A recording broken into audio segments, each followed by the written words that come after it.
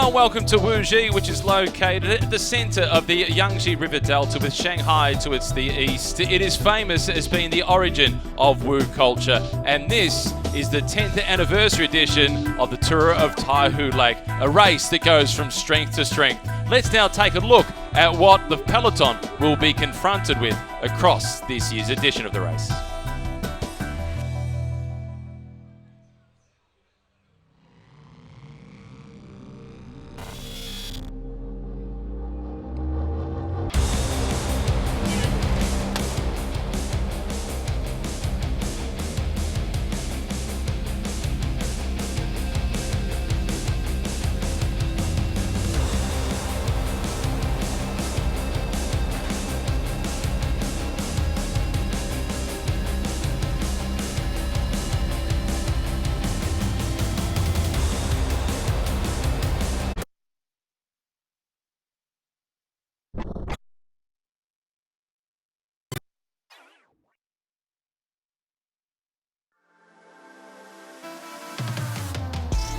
Across 7 days, 630 kilometres, it all kicks off with the opening prologue, a blistering 5.5 Ks. It's then out in a sprinter's paradise with the opening couple of stages before they eventually make it through to the all-important stage 5, and that's where the main climb comes, and then it's a flat finisher on stage 6 to decide who takes the orange jersey. Monte Group Couvert, they're back with the defending champion Boris Valle. Israel Cycling Academy, they're here with the former world record holder Matthias Brandl, the French team Delco Marseille, and Burgos BH, fresh off great success at the recent Volta de España. The Colombian team, Roldan, they're here with Oscar Sevilla, one of the stars of world cycling, and St. George Continental, they return, particularly with Dylan Kennett, who won 2 stages last year. The Hong Kong cycling team, they're here with a young squad, and they're looking forward to gaining some experience. The races here in China, and especially a sprint race like this, I am one of the guys who are going to be contesting the sprints, and I'm looking forward to challenging myself and with my teammates to try and get a result here. And there's actually a few big teams here that have come with some good firepower, so it's going to be some tough racing. It's not going to be easy. The prologue is really important because I feel the GC doesn't change a heck of a lot after, and the only way you can move up really is the time bonuses, and I actually did quite well with the time bonuses last year, so yeah, if I have a good prologue, try to get the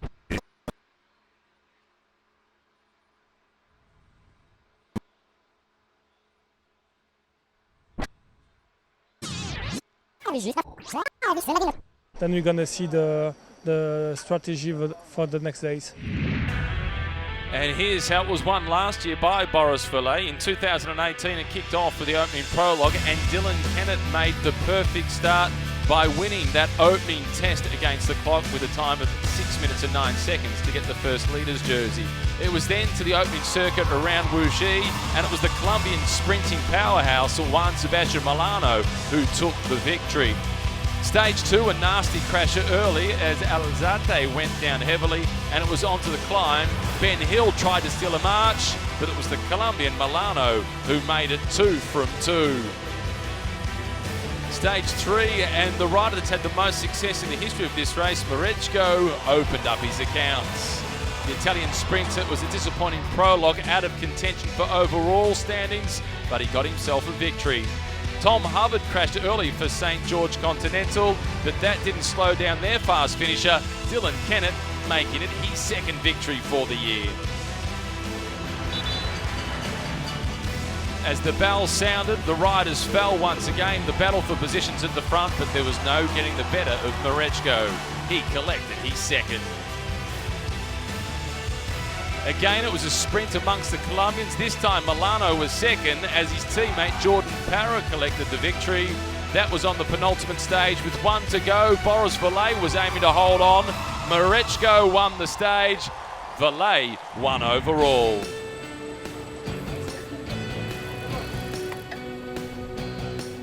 The defence for the opening time trial got underway yesterday with the prologue 5.5 kilometres. Valle, the last to start.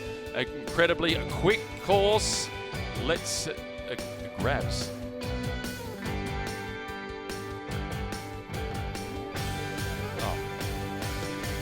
Dylan Kennett was amongst the early starters. He chose to go off third, trying to make the best of the weather conditions. It was calm early on, and Dylan Kennett set exactly the same time that he recorded 1 year ago of 6 minutes and 9 seconds, an average speed of more than 53 kilometres per hour. Starting just moments after him, the experienced Spaniard, Oscar Sevilla, 43 years of age, but one of the riders with the best credentials in the race. 6 minutes and 20 seconds, incredibly quick. Brenton Jones warming up amongst those aiming to get near the leaderboard, a strong sprinter who will be chasing time bonuses. But in the hot seats, it was Kennett watching on nervously as the pre-stage favourite, Matthias Brandl, was ready to go. Inerio Chima was putting in a good performance, hunting for the Best Young Riders jersey, a jersey he would ultimately collect.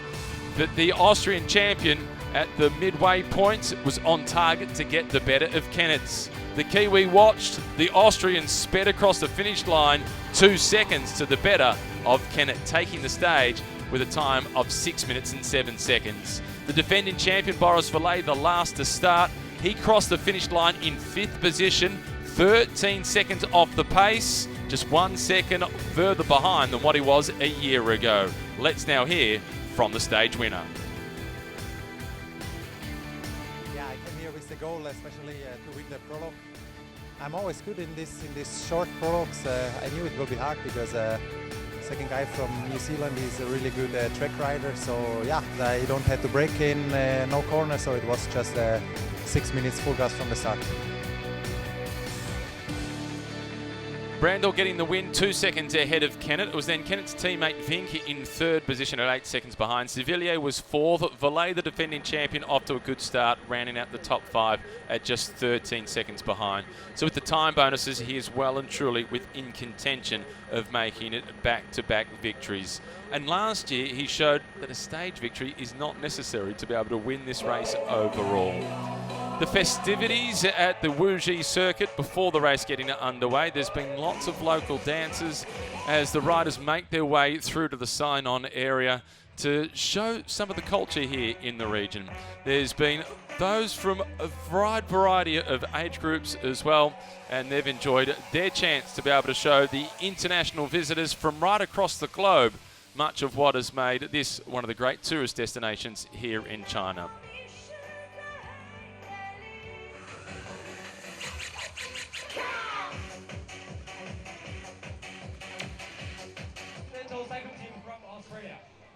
The all-important sign-on as the riders a little bit nervous, but they tried to hide that nerves. The red jersey donating the leader of the best Chinese rider classification. That is Bei, who is the current leader of that classification. Green jersey is for Kennett, second on the stage yesterday.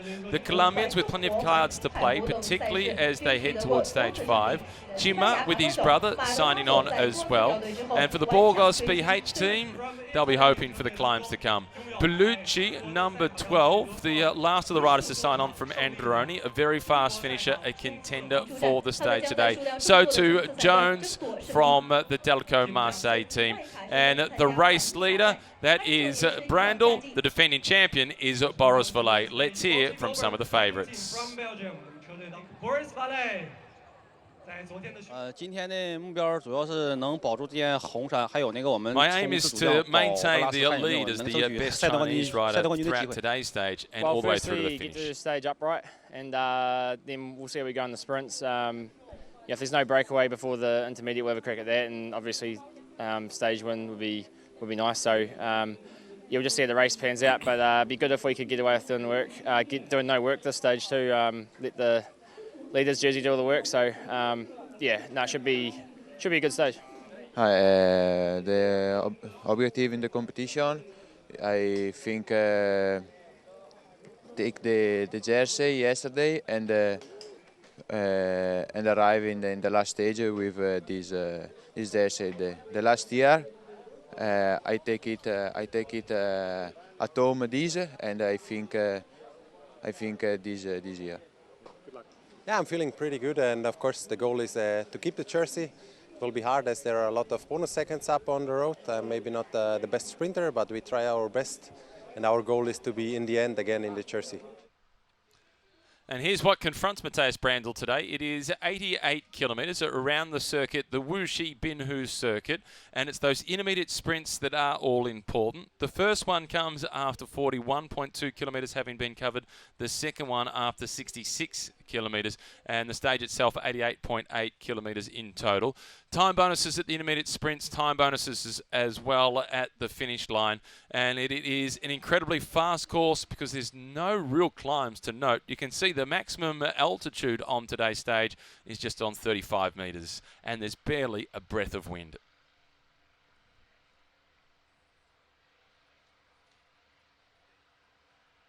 Cool.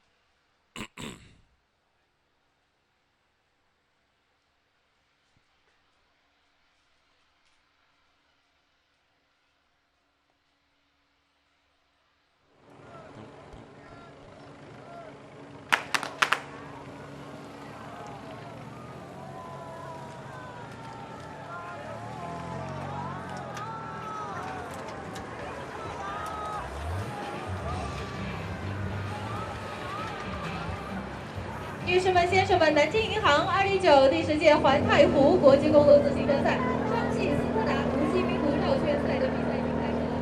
本赛范围。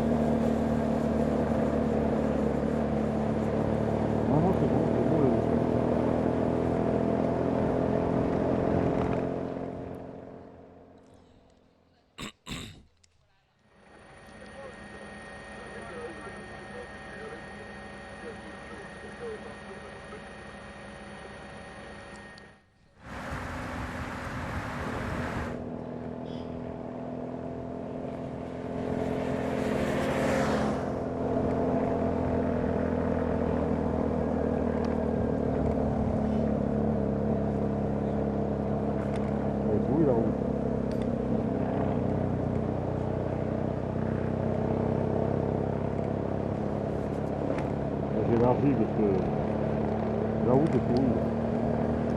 Non. Il y a des gosses.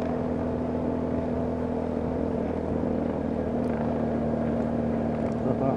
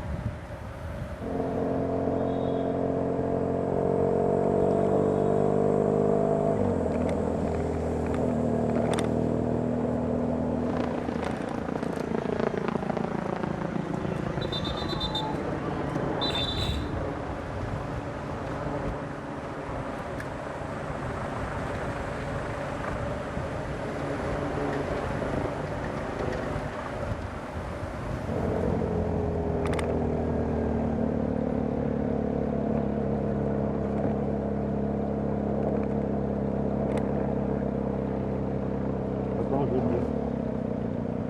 No, no, no, no, no, lo sono.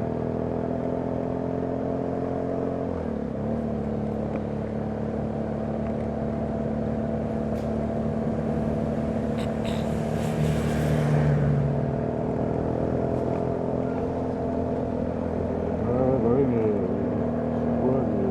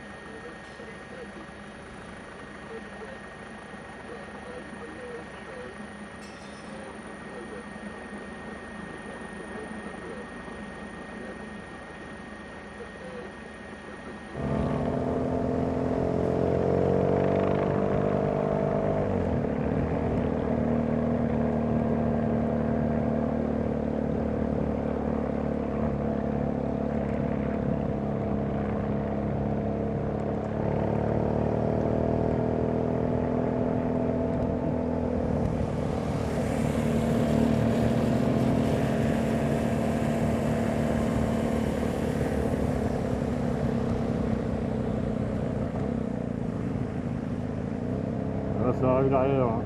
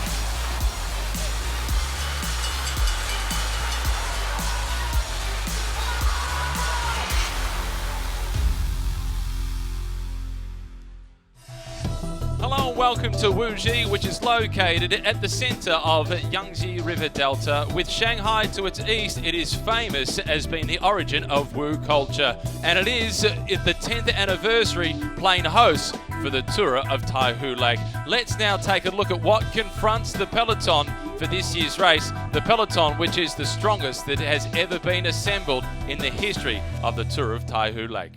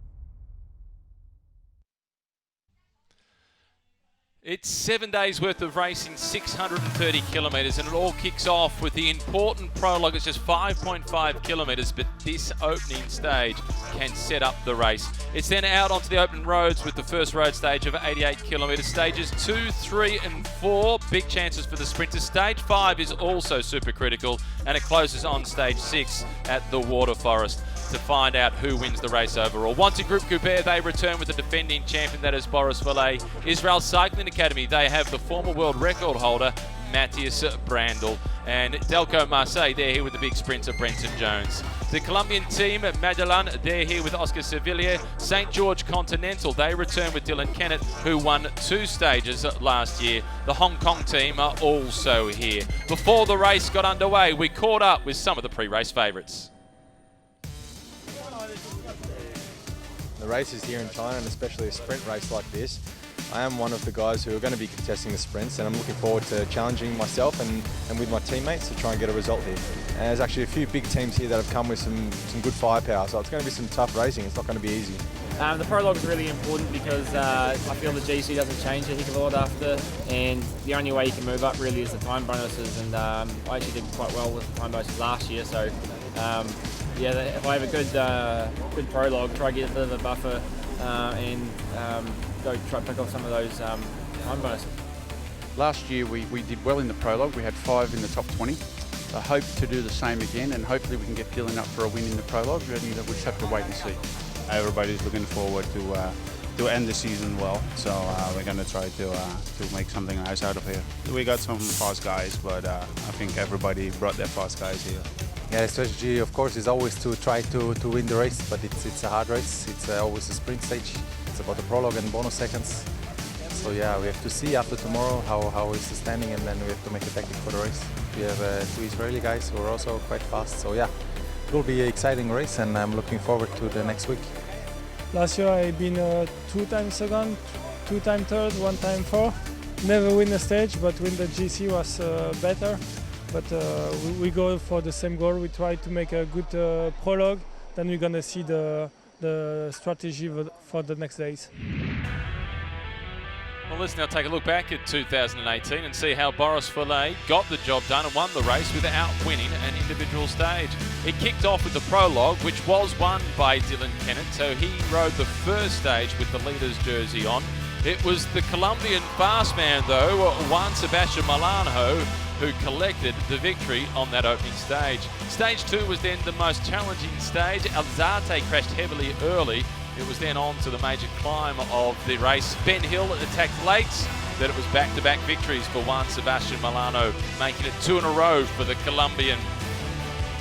Jakob Mareczko, the man who's had more success than anybody else in the race. It was a disappointing prologue, but he got back on track on stage 3, collecting the victory. For stage 4, Tom Hubbard of the St George team, one of the teammates of Dylan Kennett, got off to a poor start with a nasty fall, but his teammate finished it to perfection. Kennett collecting another win. It was then the sprinters doing battle as the bell tolled for more of them battling for position. There was another crash as Mareczko made it win number 2. On the penultimate stage, it was a Colombian tussle for stage honours. This time, though, it was Jordan Parra who got the better of his teammate Milano. And on the final stage, Boris Valle was in orange, defending his overall race lead. Mareczko collected the stage, but Valle won the race overall. Yesterday, it all kicked off with the opening prologue, 5.5 kilometres, the same course that was used last year. Boris Valle, returning as the defending champion, knew exactly what he would be confronted with.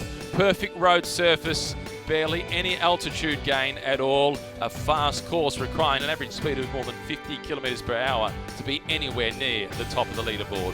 Third rider to start was last year's stage winner, Dylan Kennett, hoping that the weather conditions would be better for him. And it was still when he rolled down the ramp just after 9:30, and Kennett was incredibly quick. He rode exactly the same time as he did 1 year ago for an average speed of 53.6 kilometres per hour, a time of 6 minutes and 9 seconds. The 43-year-old Spaniard, Oscar Sevilla, was then the next to go, recording what was momentarily the second best time. Thumbs up for Kennett as he was in the hot seat watching the challengers go by. Brenton Jones was amongst them. He wasn't quick enough. It was then Cima, Emilio Cima of the Nippo Vini Fantini team. He was trying to challenge. But the rider that Kennett was most nervous about was the Austrian champion, Matthias Brandl. Kennett was watching on, continued to tick them off. Cima did enough to collect the blue jersey as the best young rider, but it wasn't quick enough to get the stage victory. As the big Austrian, the 5-time national champion, was sprinting to the line, it was always going to be close. It was quick enough for Brandl, 6 minutes and 7 seconds. 2 seconds to the better of Kennett. It was then just Boris Valle, the defending champion, to come, and he crossed the line 13 seconds off the pace. 5th position on the stage. Not a bad start. 1 year ago, he was 12 seconds off the pace. Let's now hear from the stage winner, Matthias Brandl. Yeah, I came here with the goal, especially to win the prologue. I'm always good in this short prologues. I knew it will be hard because second guy from New Zealand is a really good track rider. So yeah, I don't have to break in, no corner. So it was just 6 minutes full gas from the start. And it was full gas. The average speed almost 54 kilometres per hour for Matthias Brandl, winning the stage by 2 seconds ahead of Kennett. It was then Kennett's teammate Vink in 3rd position at 8 seconds behind. Bulgaris was in 4th position.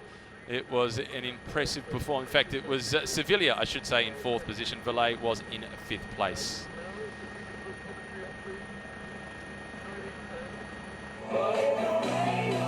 Before today's stage got underway, opening ceremony with some cultural acts to welcome riders from all around the globe. And there was lots of dancing, lots of singing. The local police force were out in strong numbers to make sure, as they do at all bike races, that everything is safe, not just for the riders, but also for the spectators. Plenty of national pride on show as well, with the spectators on the side of the road with the Chinese flag. The police not just by the side of the road, but also out on the course with the motorbikes on a road surface that is ideal for racing.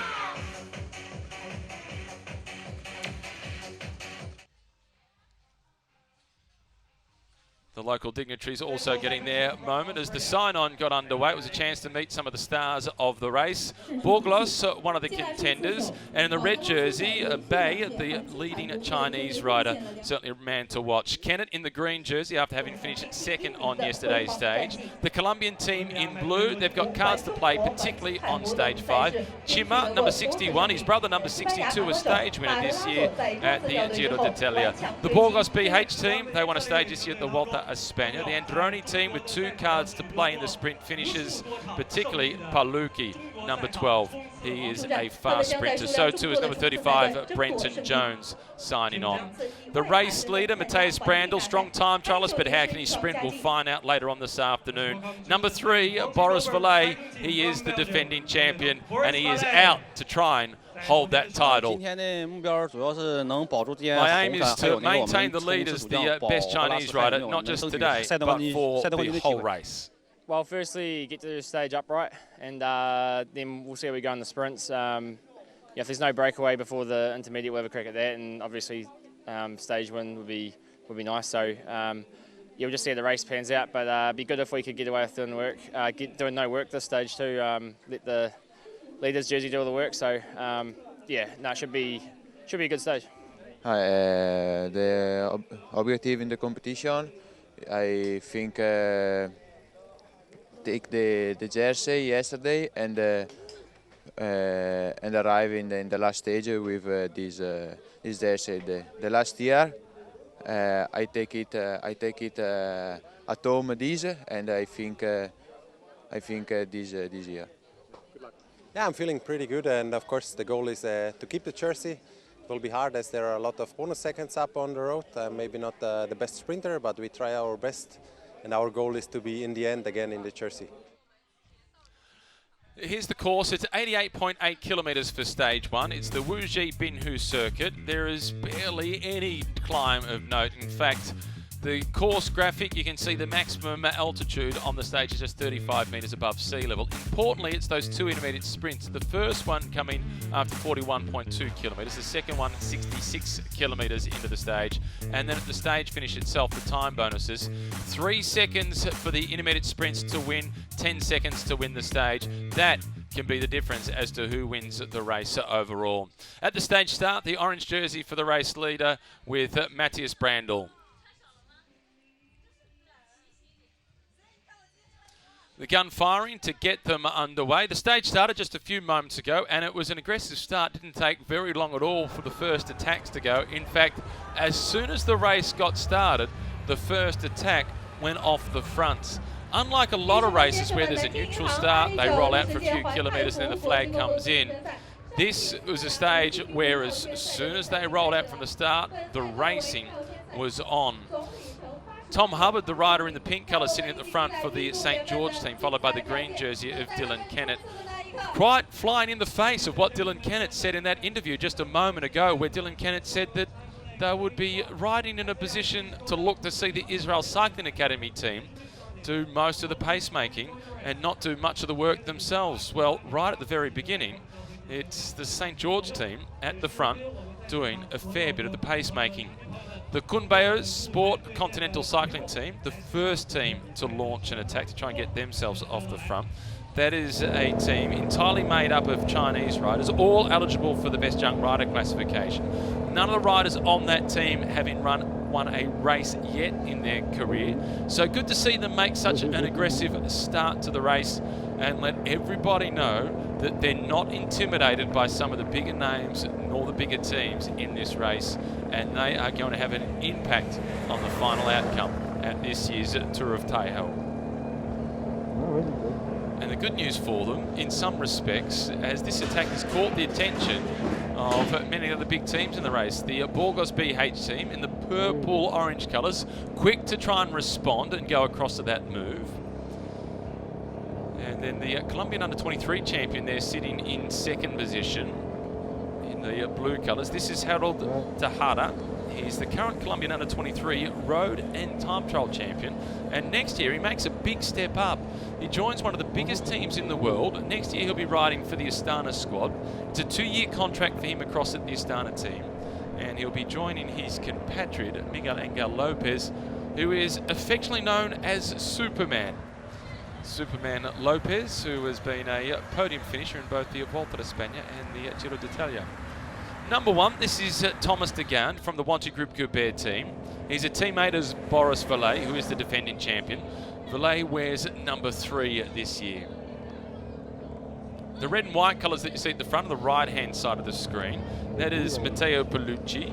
He rides for the Androni Giocattoli team. He is a quick sprinter. He won 2 stages this year at the Tour of Langkawi in Malaysia. He's won a couple of stages throughout his career also at the Tour of Poland.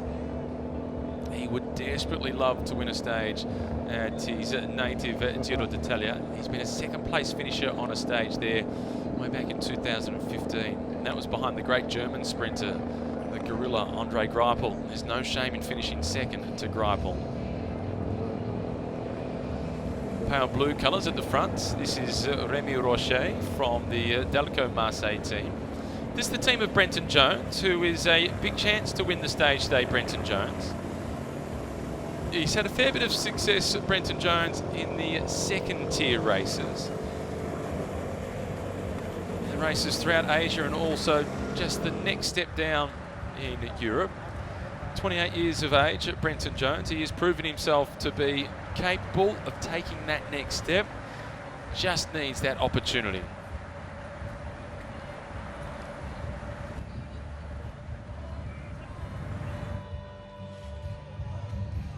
Making our way across the double rainbow bridge.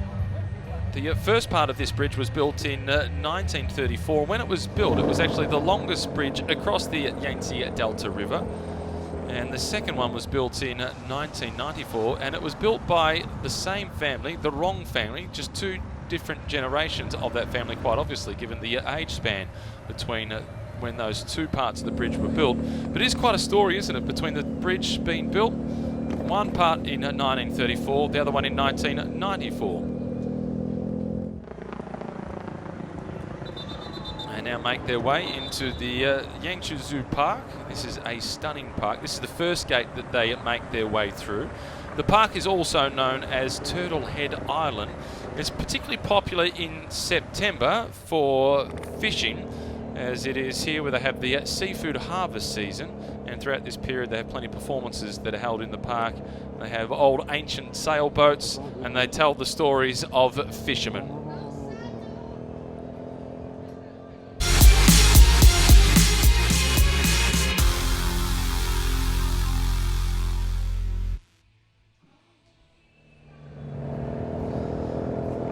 Just inside 85 kilometres remaining, early stages of the opening stage in the Tour of Taihu Lake. The purple colours at the front, this is Angel Madrazo, one of the biggest names in this year's race, a stage winner at the Volta a España this year.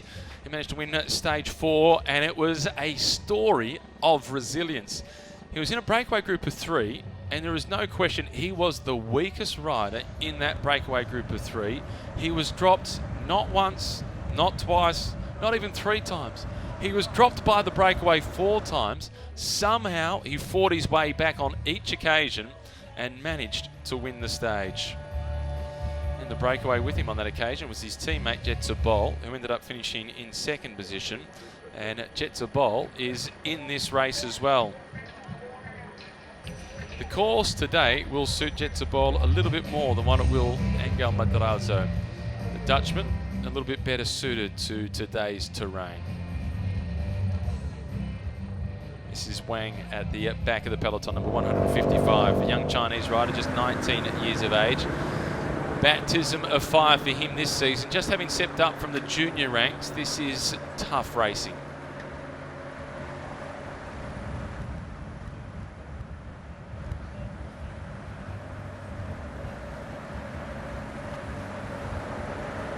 Peloton still making its way through the Wanty Zoo Park.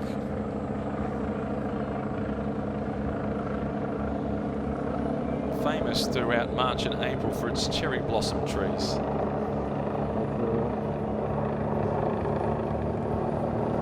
A similar scenario to what we saw on this stage last year. Lots of aggression really early in the stage, but so difficult to get a breakaway off the front. And part of the reason it's so difficult to breakaway on this stage is because of how good the road surface is.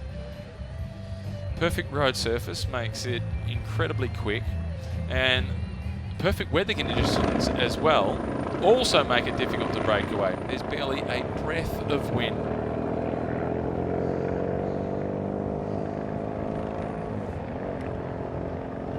Delco Marseille team really aggressive early on in the stage. Alexander Delete showing some aggression at the front early. So too Remy Rocher, 2 youngsters on that team. Delete, he's a stagiaire with the team this year. Rocher was a stagiaire with the team last year, and on the back of that he signed a 2-year contract with the squad. So that's good encouragement for Alexander.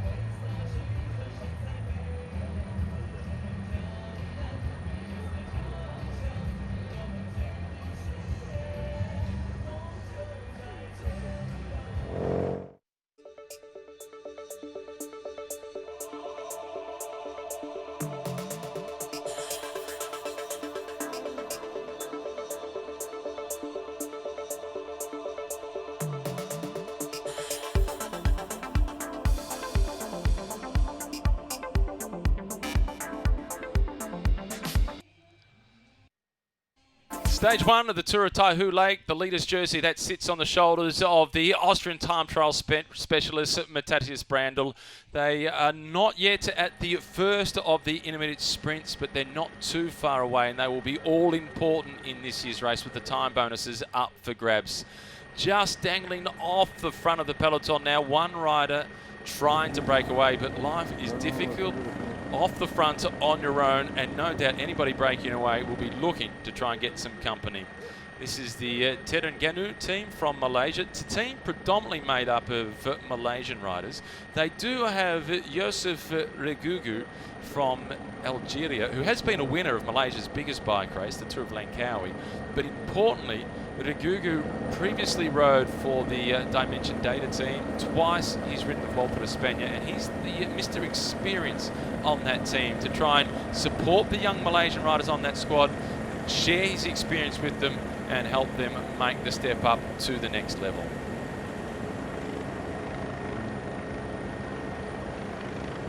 So the intermediate sprints throughout this year's race, it's 3 seconds time bonus to win the intermediate sprints, 2 seconds for second place, 1 second for third place. So that's time that is deducted from your overall classification. And then at the stage finish, it's 10 seconds for the win, 6 and 4 for second and third place respectively. And if you did catch the top of the show, and we heard from Boris Vallet, who won the race last year, he didn't win a single stage, but he had multiple second and third place finishes, plus picked up lots of the time bonuses at the intermediate sprints. So he did manage to win the race overall as a result of his consistency. And he rides for the second biggest team budget-wise in the race, the Wanty Group Goubert team. But they are the biggest team in the race in terms of their race calendar. They're a team that for the last few years, they have ridden the Tour de France. The biggest team in the race in terms of budget is the Israel Cycling Academy team. You can see one of the riders from that squad, number 46, in the centre of the picture at the moment. That's Dennis van Windem, the experienced Dutchman on that squad. That's a team that next year is going up to World Tour level, Division 1 of World Cycling, as they're merging with the Russian outfit Katusha. So that will guarantee Israel Cycling Academy to be at the Tours of France, Italy and Spain. They'll be at all the biggest races right around the globe.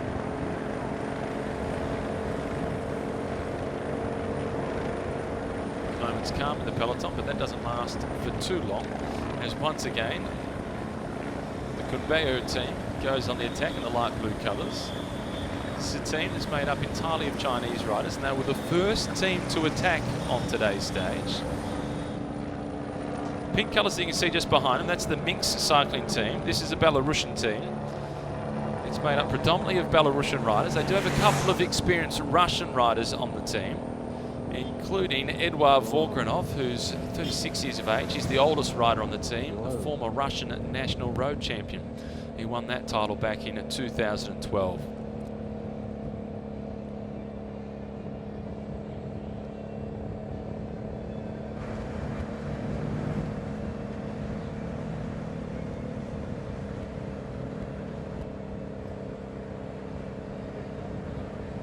the Giant team. You can see just with the hand signal there, trying to indicate, let's all work together. If we can start to roll through, we might be a chance of building up a little bit of momentum. This is the Chile Pearl Dike that we're now getting a chance to take a look at. And this covers some 10 kilometres or so along this lake. It's a key entry point to the Grand Buddha at Lingshan from the centre of Wuxi City.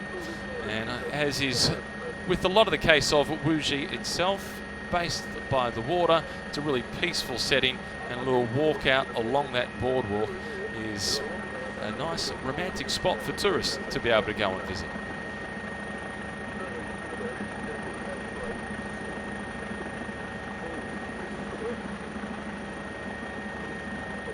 Peloton, as they make their way past, they won't get the chance to hold hands and relax. They're more likely to be rubbing shoulders, rubbing elbows, and fighting for positions towards the front.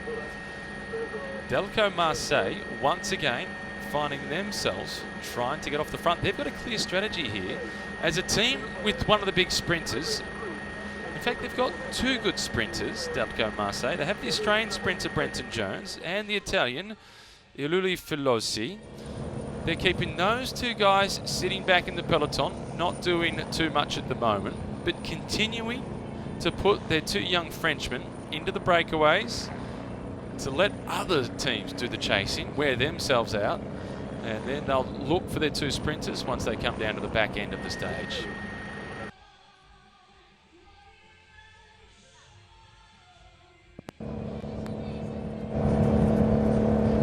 Giuseppe Fonzi now making his way through to the front for the Neri Sottoli team. This is a different scenario for the team in the fluoro yellow colours at the front. This is the team of Marechko from the last couple of seasons. Jakob Marechko this year, he's made a big step up from this squad through to the CCC team. The first of the intermediate sprints is still just on 11 kilometres away. So the breakaway is trying to get themselves off the front to look if they can pick up some of the time bonuses for those intermediate sprints. But for the Neri Sottoli team, in previous years they would have been sitting back in the peloton waiting for the sprints for Marechko. This year they're a lot more aggressive, trying to get themselves into the breakaways and not too worried about the intermediate sprints that are to come.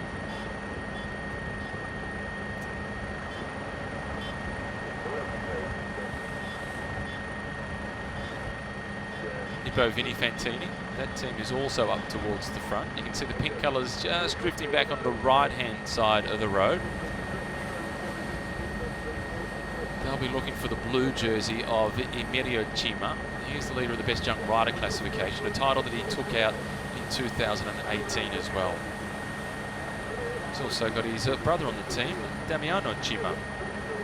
Damiano was the older of the two, at 26 years of age. Emerio is 21, making him eligible for the Best Young Rider classification.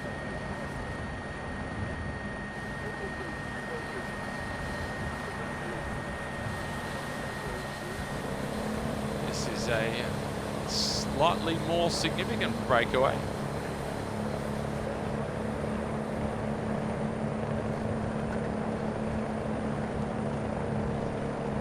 So difficult on such a fast course for anybody to be able to open up a gap. This is Kimbo Bridge that the peloton is now making its way across.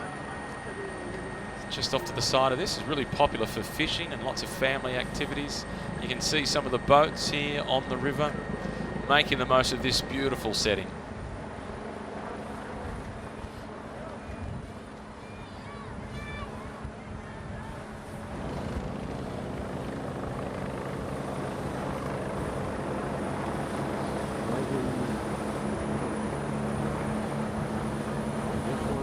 The white colours that you can see at the back with the Ningxia team, it's a team that's kind of merged from another team last year, but that is the squad with Georgios Bouglas.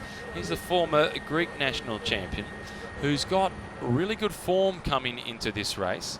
A stage winner earlier on this year at the Tour of Taihu Lake, as he was last year, and he was fourth on this corresponding stage 1 year ago. And he's one of the riders that I've marked down with the green highlighter pen as a potential winner of the stage today. This is Hailu City that we're now getting a chance to take a look at. It's been significantly revamped, as Hailu City is believed to have been the capital of Wu State for 30 years, from 514 to 484 BC.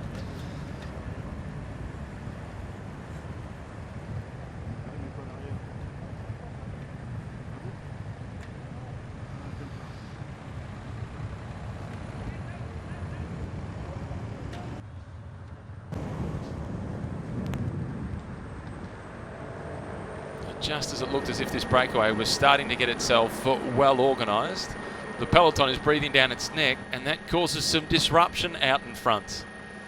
At the head of the peloton, it's starting to splinter once again. 56.3 kilometres remaining.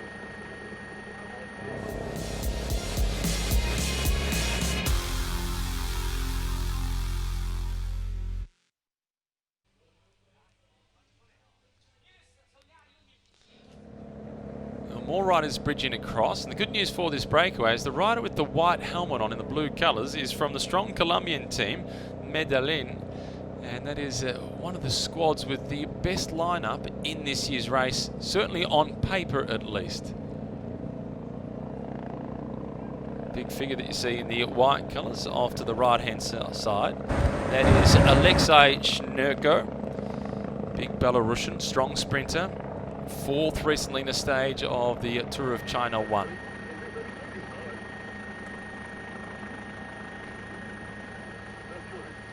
Magnificent building off to the right hand side as the peloton charge on past at speeds approaching 50 kilometres per hour.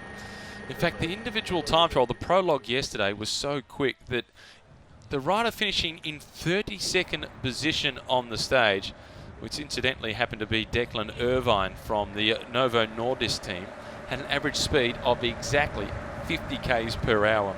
So even to finish 32nd on the stage yesterday, you had to average 50 kilometres per hour. It was frightfully quick.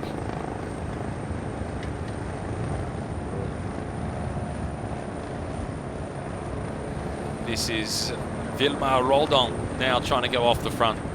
The experienced Colombian, former national champion of Colombia from back in 2011. And 2 riders from the Novo Nordisk team trying to go off the front. This is a team that is made up entirely of type 1 diabetics. It's Umberto Poli, who was the first to try and go. He's joined by Charles Plenet, the Frenchman on that team, who rode pretty strongly against the clock yesterday, incidentally. Charles Plenet finished in 17th position, just 24 seconds off the pace of Matthias Brandl.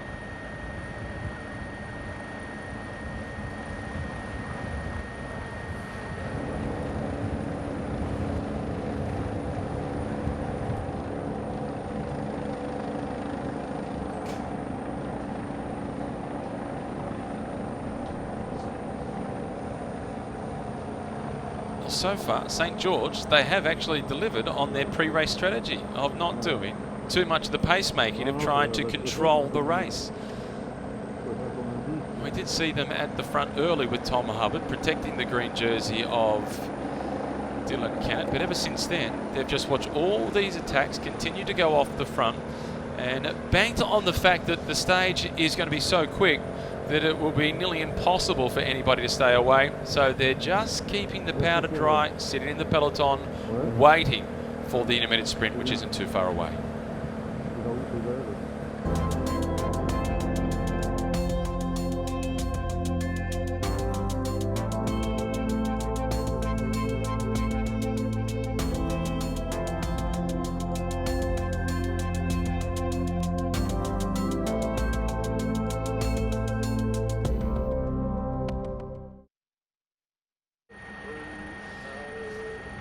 53.7 kilometres remaining on stage 1 of the 10th edition of the Tour of Taihu Lake, and they're just on 6 kilometres away from the first of the all-important intermediate sprints. If you are just joining us on this race for the first time, the intermediate sprints can make all the difference as to who wins this race overall. Last year, the race winner, Boris Valet, who is back trying to defend his title, did not win a single stage, but he picked up lots of time bonuses at the intermediate sprints. He had plenty of second and third place finishes on stages, and he ended up winning the race by 19 seconds ahead of Ben Dybel from the St. George team. St. George Continental, they've returned. Ben Dybel, no longer a member of that squad, but Dylan Kennett, who rode here with that team last year, winning the opening prologue last year and a stage in a sprint finish. He is back and he is in good form. He finished in second place yesterday. This is Jesus Isquera. Fresh off the back of having ridden the Volta a España, the third biggest race in the world in terms of tours at least. And the Burgos BH team, they had lots of success there. In fact, it was their best performance at that race. They managed to win stage 4. That was courtesy of Angel Madrazo, who's in this race and has been aggressive already. He was one of the first riders to try and break away. He also managed to spend around about 15 or 16 days in the King of the Mountains jersey throughout this year's Volta a España.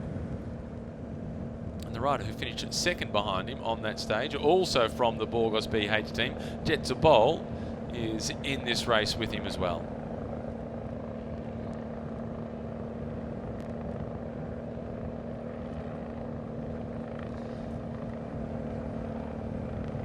This is the young Colombian once again, Tejada, rolling through to the front. This year was a winner of a stage in the Tour Avenir.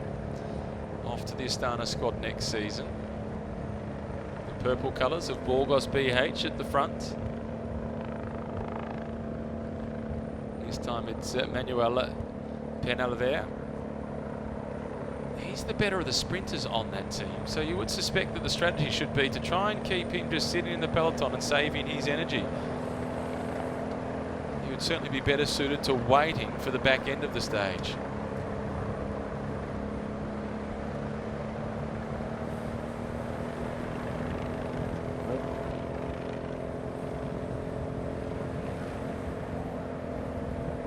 As soon as it looks as if the race is about to come down, somebody else decides to go on the attack. Nobody woke up with calm on their mind this morning. This is the Giant cycling team, once again trying to get themselves off the front. A pretty young team. In fact, a very young team. All bar one of the riders on this squad eligible for the Best Young Rider classification. It's just Gu Bingcheng who's not eligible for that classification. But he's still pretty young himself, 23 years of age, 24 a little bit later on this season.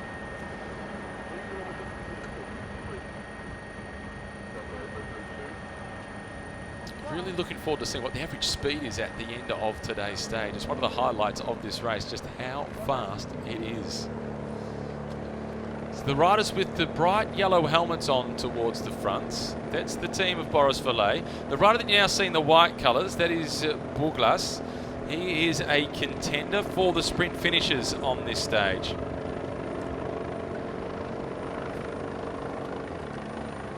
He was reasonably good, Buglas, yesterday. He finished in 21st position. He's just 26 seconds off the pace, and he's almost come down, just a little bit of a touch of wheels. That was with one of the riders from the Novo Nordisk team. That was the Spaniard on that squad, David Lozano.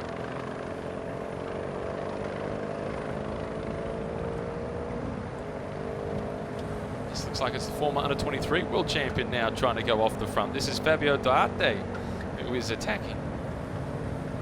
He won that under-23 world title a long time ago now. That was back in 2008 that he took out that title, but he is still very much world class.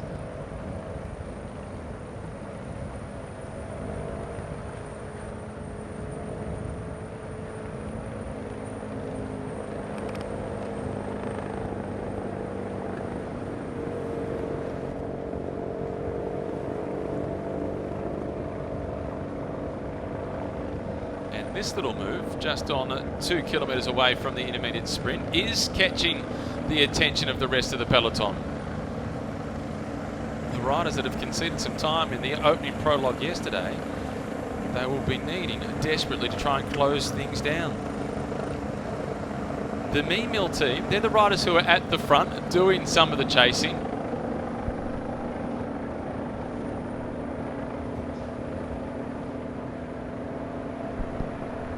And now it's Wanted Group Goubert who have also come to the front. That's the team of Boris Verlet. In fact, it's Boris Verlet himself who's got that black cap on the top of his helmet. It's a carbon fibre casing for aerodynamics. Now it's Tom Hubbard who's coming to the front in the pink colours. This is for the St George Continental team. Looking for the time bonuses for Dylan Kennett, almost overshooting that corner. And Tom Hubbard, well, he joined me last year in commentary as a result of crashing on stage 3. Let's hope that he doesn't crash on stage 1. There's Kennett now in the green jersey. They've got themselves to the front very early. The blue jersey that's not too far away, that's the leader of the best young rider classification. That is Chima. Emilio Chima, it is. And the Israel Cycling Academy team, the white and blue colours, are also getting themselves up towards the front. But where is the orange jersey of the overall race leader, Matthias Brandl? Because without Brandl up towards the front, it's not of a whole lot of use for that team. Verlet throws to the line. He thinks he might have put that one in his pocket. Kennett, it will be close. A little bit difficult to tell from that angle. We will wait for the action replay. But if Kennett collected that intermediate sprint, that will be enough to move him into the virtual race lead.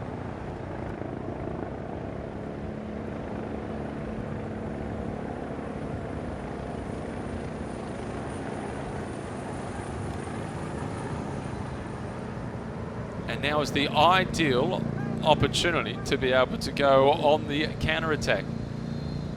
The rider that you can see in the red colours, as we just take another look from the overhead shot, that's Boris Verlet on the left, who is swooping around the outside. It is Damiano Chima who's up the centre. Kennett, I think, might have got 4th and completely missed out. It looks as if Verlet may well have collected it. In fact, it looks like it was Verlet from Damiano Chima and Einhorn in 3rd position and Kennett in 4th place by the looks of that aerial shot. So Kennett missing out on any time bonuses at all. Matthias Brandl tried to get himself amongst it and he was in 6th position. This is the Grand Buddha at Lingshan, and this is one of the great tourist attractions in this region of Wuji. It carries a peaceful smile on its face, meaning to show compassion. The left hand, the lifting of its right hand implies its ability to relieve suffering, and the left hand implies kindness and happiness. It was built back in 1997. It stands at some 88 metres tall. And the lotus base itself is at 9 metres tall. The statue is at 79 metres. Its surface area covers some 9,000 square metres, which is equivalent to a standard football field. There's confirmation of the time bonuses, so Boris Verlet has now got himself that little bit closer to the leader's jersey. Chima, it was in 2nd position, but it was Damiano Chima, the elder of the 2 Chima brothers, and Einhorn in 3rd spot. Here's another look at the Grand Buddha.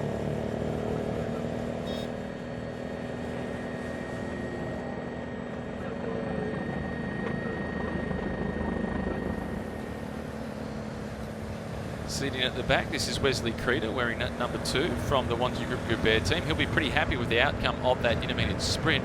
So that means now, in terms of the general classification, the defending champion Boris Verlet is just 10 seconds behind the overall race lead.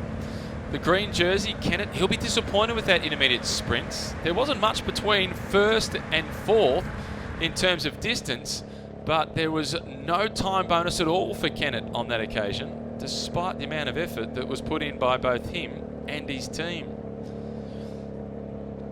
A pretty good outcome for the Israel Cycling Academy team. They managed to avoid Kennett, the nearest rival from Brandel, collecting the time bonus on that occasion.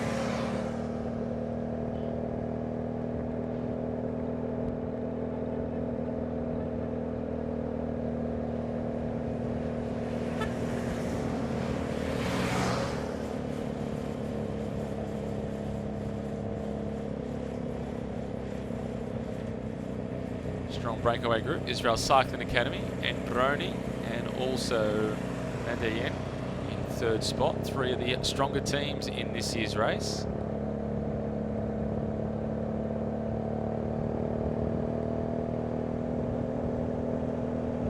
This is Durante at the front now in the dark blue colours, the former under-23 world champion.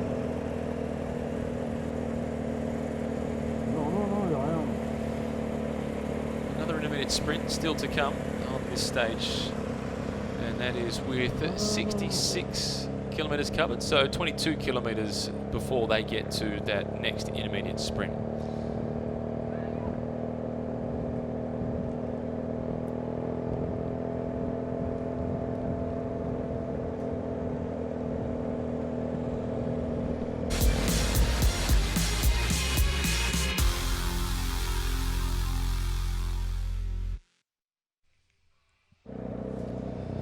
Breakaway attempts continue. Anybody that doesn't fancy themselves as a sprinter must get themselves into the breakaway.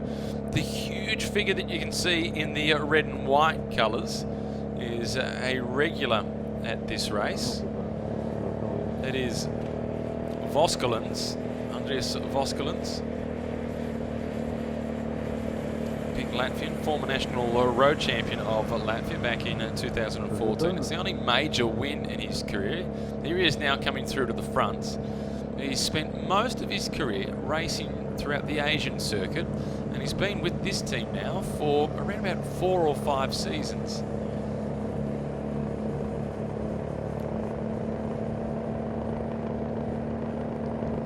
But again, as soon as it looks as if a breakaway group is about to form off the front, there's a big reaction coming from the peloton, and it all gets closed down once again.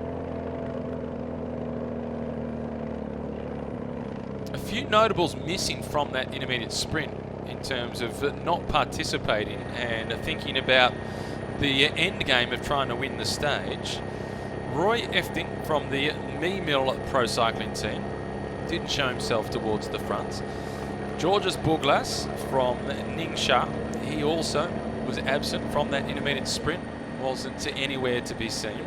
Nor was Brenton Jones from Delico Marseille. And the Odroni squad, both of their sprinters, Benfato and Bellucci, they were both absent from that intermediate sprint and just focusing on the stage victory. So doing all they can to try and keep their legs fresh for the big one at the end. We can say the same for Nicholas Marini.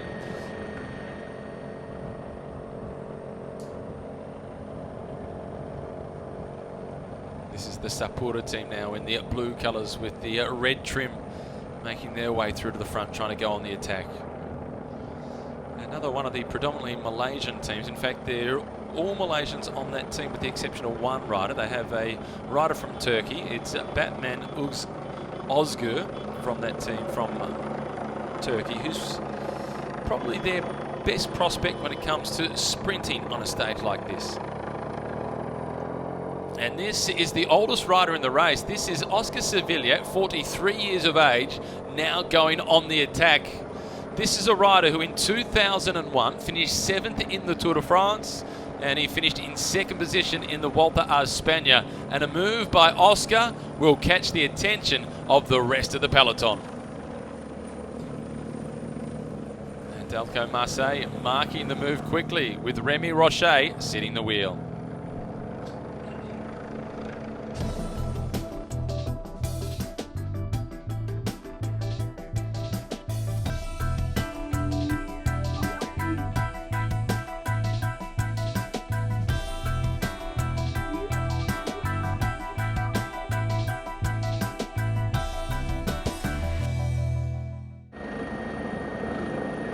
41.5 kilometres remaining, and the rider with the biggest CV in the race is on the attack. It's Oscar Sevilla, who is at the front of this small breakaway group, monstering a huge gear.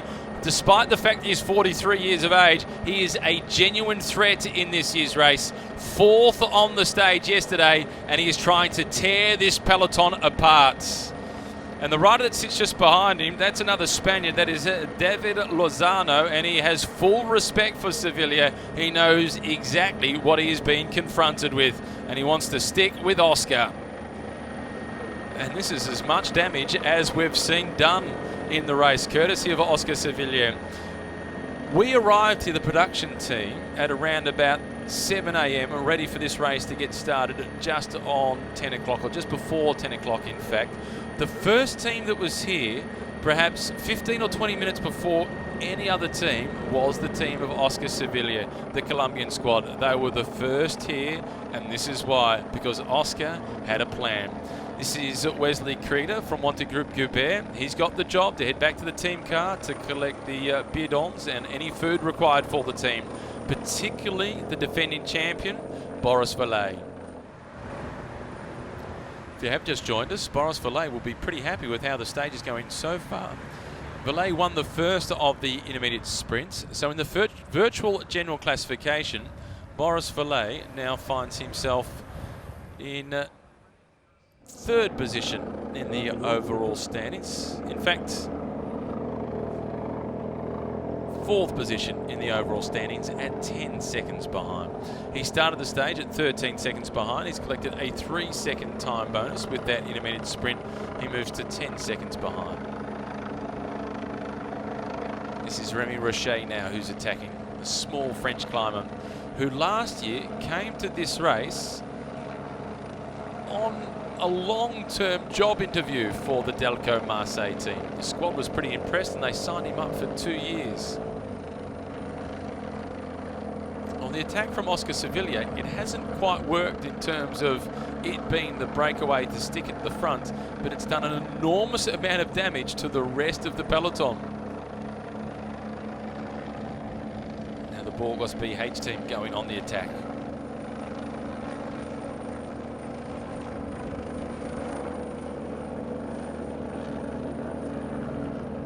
Androni also going through to the front to try and attack.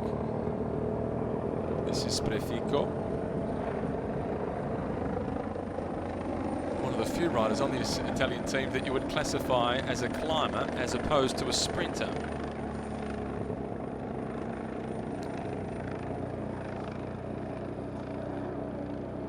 This is the Nippo Vini Fantini team.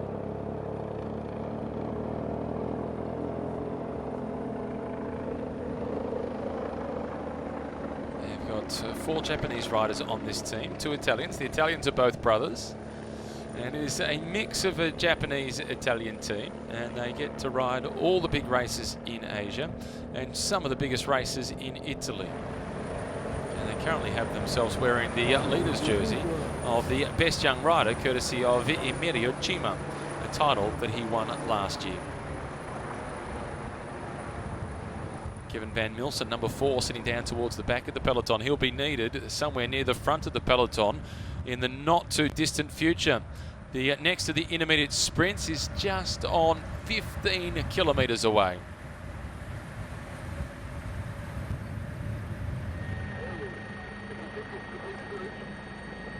This is at Peace Village that the peloton is now making its way past. Just at the foot of the Grand Buddha.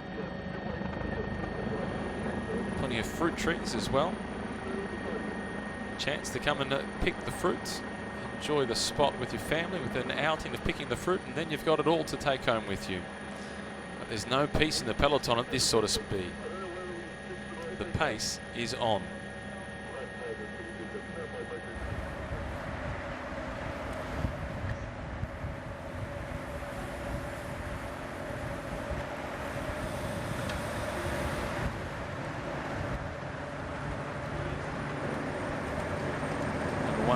That you just saw briefly at the back of the peloton. That's Sam Volkers, one of the shorter riders in the race. but he could prove pretty important at the back end of the race for Roy Efting, the Dutch sprinter from that team.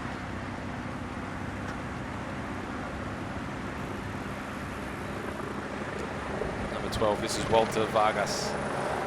Strong time trialist. In fact, he's the former Colombian national time trial champion. He won that title back in 2016.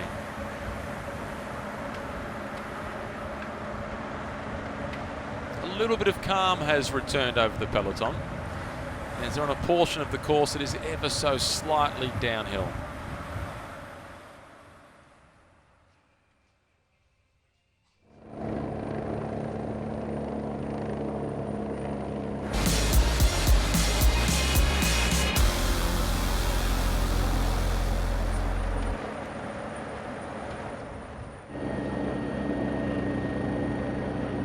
The rider from the Novo Nordisk team trying to attack that looked like it was the Frenchman, Charles Planet, who's trying to get himself off the front. He was pretty strong yesterday in the opening prologue, 5.5 kilometres around Wuxi.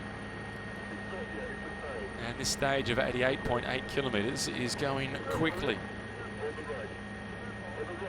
The biggest impact that we've seen on the race so far has been courtesy of the attack by the oldest man in the race at 43 years of age, Oscar Sevilla. There are plenty of riders in this race that are just 19 years of age, so Oscar is old enough to be the father of quite a few of the guys in the peloton. This is Nan Hubei, which are now getting a chance to enjoy the architectural structure of Tang Dynasty, and the distinctive architecture is similar to the housing style of Nare City in Japan, the river that flows around the village to irrigate it. This village is not too far away from the ground Buddha, which we had a chance to see earlier on. You can see that distinctive architecture just off in the distance, very familiar to what we do see throughout Japan. And this is the young under-23 Colombian national time trial and road race champion. This is Harold Tejada, who is now on the attack. So the Colombian team, they're here with a clear plan to try and really light the race up. In fact, this is Roldan. So this is the older of the two Colombians with the national stripes on. This is the 34-year-old who was the Colombian champion back in 2011. But the Colombians have been super aggressive throughout this race. A moment's slipstream behind the TV motorbike. This is at the back of the race. This is Bevilacqua. As you can see, it was 55th on the stage yesterday, 39 seconds down. This is a team that has one of the favourites for the stage today, Luca Paccione.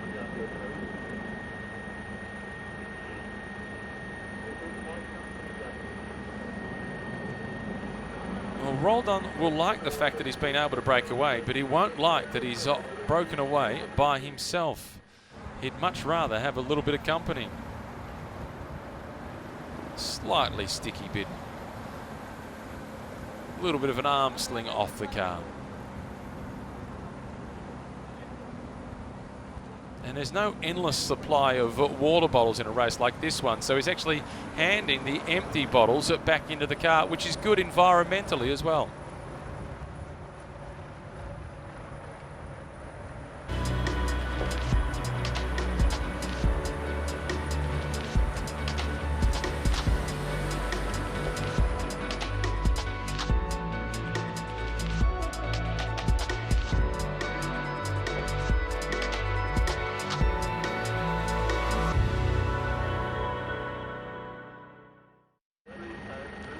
Stage one of the Tour of Taihu Lake, 33.8 kilometres remaining. They're 11 kilometres away from the second of the intermediate sprints.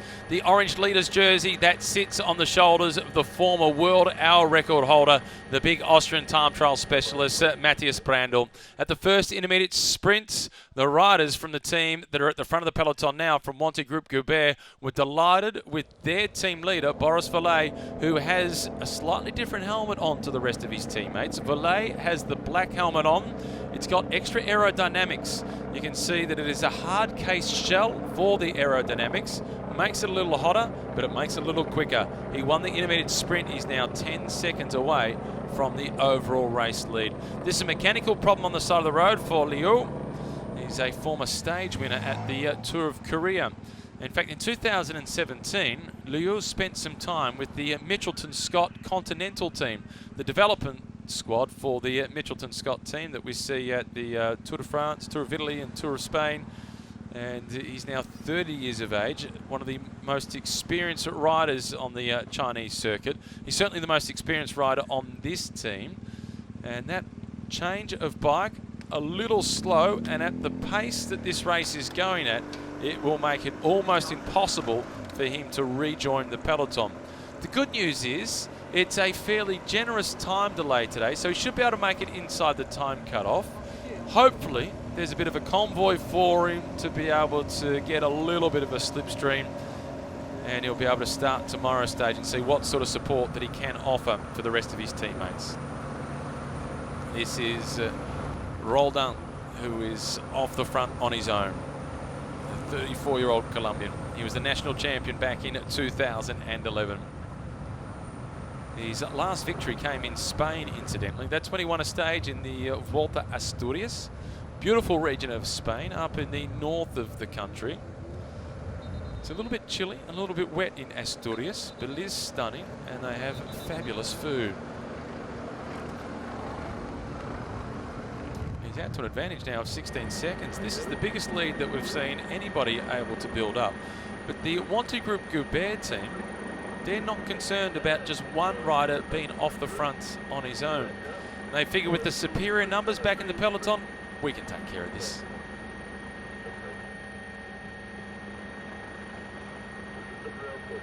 And as we pan back, the gap of that 15 seconds is pretty much the length of that bridge. Peloton not quite strung out in single file, but it is moving.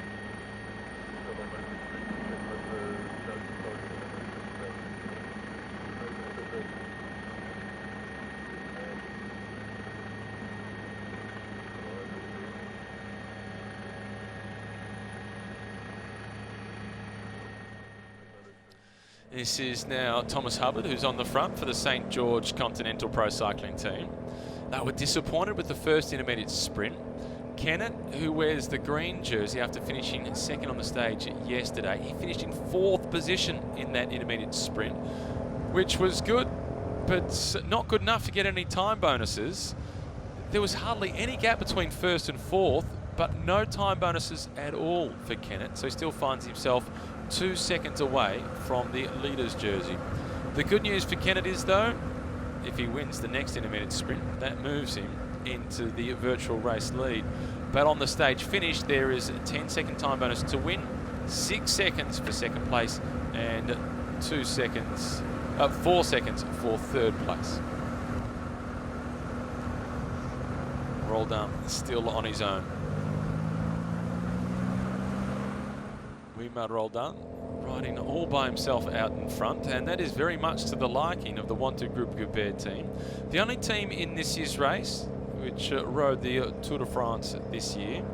You can see the rider in the orange jersey with his right hand up to his ear. That is Matthias Brandl. He's having a conversation back with his team car, whilst also having a conversation with the defending champion, Boris Vallet.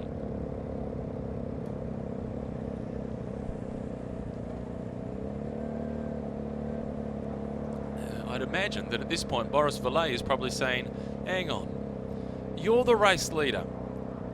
Why don't you put at least 1 or 2 riders on the front to assist with the chasing of the breakaway? Because even though I'm the defending champion, you're still in front of me by 10 seconds, so I shouldn't be the one that has to get my teammates to do all the work. Judging by that raising of the hand of Matthias Brandl, he's probably said, well, you're a much better sprinter than I am. You chase. There are no laws to it. It's just the law of the jungle. See the red jersey with the white nicks on the right-hand side of the screen as well. That is Bei Jun. He is the leader of the best Chinese rider classification. He is our leader of the race overall, Matthias Brandl. 29-year-old Austrian. He's been a 5-time Austrian time trial champion. There's number 163, the green jersey, Kennett, second place in the general classification. Incidentally, he rode exactly the same time as what he rode last year to win the Prologue. It was just that Brandl was slightly better. Skoda providing the vehicles for this year's Tour of Taihu Lake. I get the privilege of being in a Skoda car for a fair part of the season for races in Europe, particularly Paris-Nice, Tour de France and the Volta a España. Either the Skoda Octavia or the Skoda Superb when I get a little bit lucky in Spain, and they are brilliant vehicles.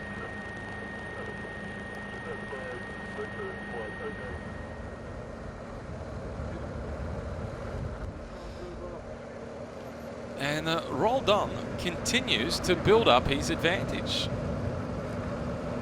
Now out to 32 seconds with 28.9 kilometres remaining, with a cheeky look across the shoulder.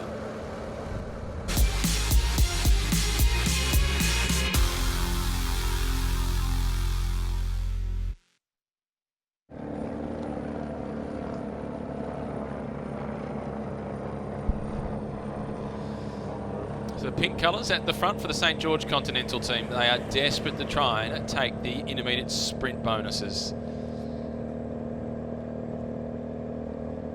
And the big challenge for Dylan Kennett to try and win this race overall will be stage 5. Last year, that climb that we will see on stage 5, that came on stage 2. And Kennett, he lost contact the second time over that climb. He ended up finishing 27 seconds off the pace at the end of the race in the overall classification, but he was still inside the top 10 in the general classification. He'll be hoping that his climbing has improved a little bit, but his team manager, his sports director, Brett Dutton, he's spoken quite openly about Kennett's lack of desire to train. But he's hoping that he can get him motivated and part of the Kiwi team for the Olympic Games next year on the track. Well, at the moment, as they stand, this man here, the former Colombian national road champion, Roldan, is the virtual race leader. He finished 25th on the stage yesterday, 27 seconds behind the race winner, Matthias Brandl, and he's now 30 seconds ahead on the road. Still, if the race ticker lines up with the race handbook, we're just inside 5 kilometres away from the second intermediate sprint. Number 34 at the back of the peloton. This is Veloci, the big Italian sprinter from the Delco Marseille team.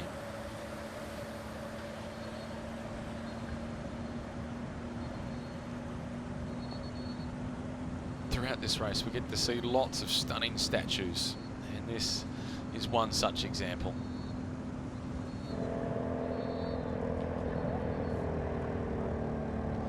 One of the disadvantages for the 1-2 Group Air team, and they had this same disadvantage last year, it didn't stop them from winning the race overall, is that they only have 5 riders in the race. Each team is entitled to have 6 riders, but they're here with just the 5. This is Matthias Brandl from the Israel Cycling Academy team. He did have his teammates, Itamar Einhorn, finish in 3rd position in that previous intermediate sprint. Which is good news for Brandl because it prevented Kennett from finishing in 3rd and getting the 1 second time bonus and that little bit closer to orange.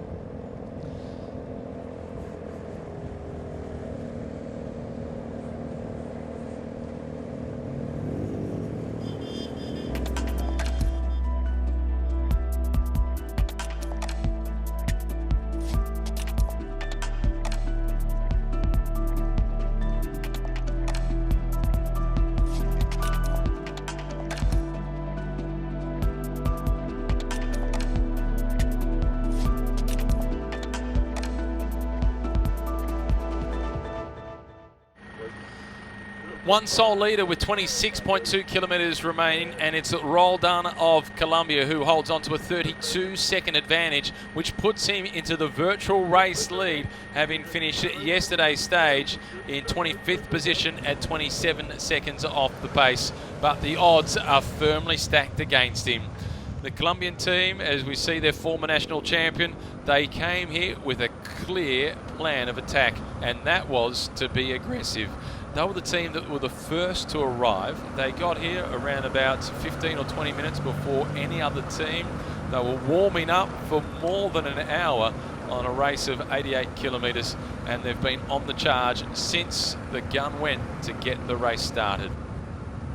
They don't have any real notable sprinter for this race, so they certainly do have to be aggressive, and they really will be looking forward to stage 5, which is the only stage with any real significant climb. Wanty Group Goubert, the team with the yellow helmets on at the front, doing the lion's share of the chasing. This is the team of the defending champion Boris Valle, who won the first of the intermediate sprints. That puts him within 10 seconds now of the overall race lead. So mathematically, without breaking away, Boris Valle can move into the race lead by the end of today's stage. If he finishes inside the top 3 at this next intermediate sprint and then wins the stage, and Matthias Brandl doesn't finish inside the top 3 on either of those, he will move into the orange jersey. No doubt those calculations have been going through his head, but he's also a rider who is prepared to play a patient game. Last year, Boris Valle didn't win a single stage. He was regularly second, regularly third, picked up intermediate sprint bonuses, won the race by more than 19 seconds ahead of Ben Dybel.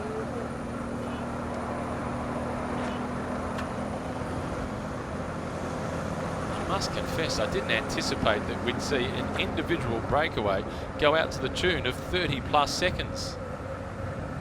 The Roldan is riding brilliantly.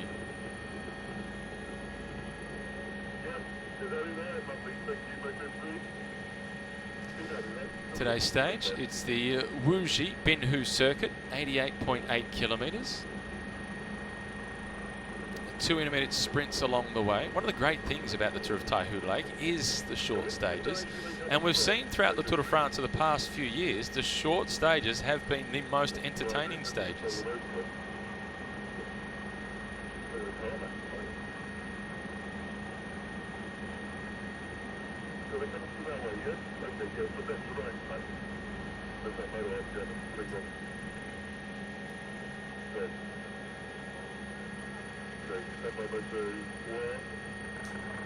Well, a fair bit of calm within the peloton.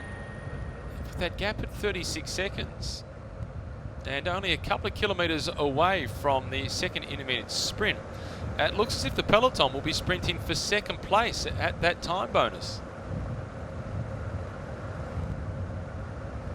I'm fairly confident they will catch Roldan by the time they get to the end of the stage, but I'm equally as confident that they won't catch him by the time they reach the second of the intermediate sprints.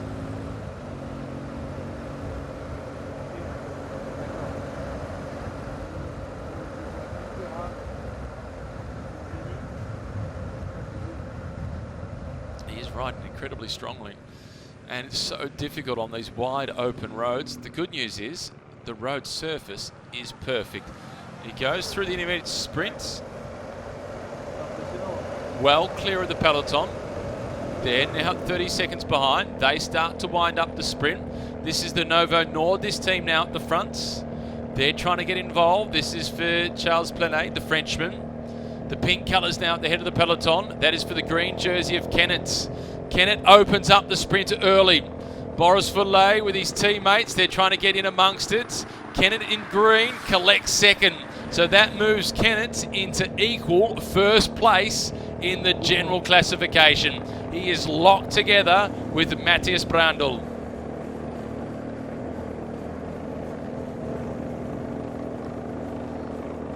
That was much better team coordination then by St. George Continental. They didn't rush to the front. The previous intermediate sprint, they looked a lot more rushed, a little panicked if anything. And now there's a quick move from Wanty Group Goubert.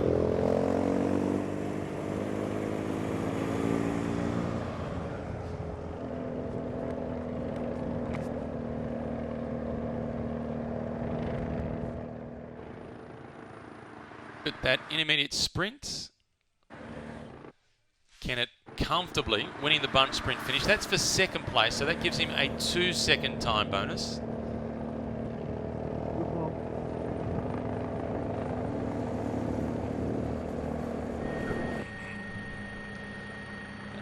And it was Kennett's teammate, Blake Quick, in third position, so he was second from that group. It was then the Norwegian, Tronsten, in third place from the peloton, putting him in fourth position, so no time bonus for him. So Roldan collecting the 3-second time bonus, Kennett the 2-second time bonus, and Quick in third position, a 1-second time bonus. And for Blake Quick, he's eligible for the Best Young Rider classification. So that is also significant in terms of the race for that classification, for the blue jersey. Blake Quick now finds himself 1 second away from the blue jersey, which has been worn by Emilio Cimma.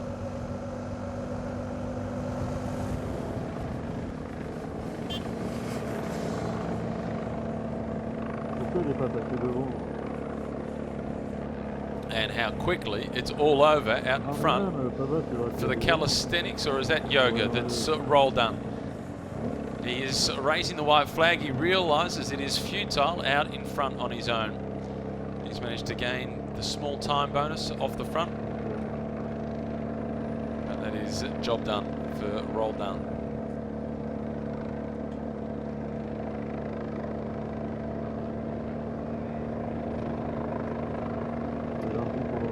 So given that time bonus for Dylan Kennett, the 2-second time bonus, which puts Matthias Brandl and Dylan Kennett on equal time in whole seconds. So they're locked together. It then goes to a count back on the 100th of a second from yesterday's prologue.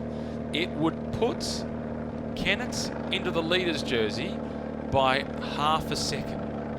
If neither of those riders finish inside the top 3 at the stage finish today, and they finish in the peloton on the same time as the stage winner, it will be Kennett who takes the race leader's jersey by 0.5 of a second. It'll be interesting to see what the strategy is that's adopted by Matthias Brandl and the Israel Cycling Academy team for the final dash to the line across the last 20 Ks. The former Colombian national champion, now number 113, is reeled back in.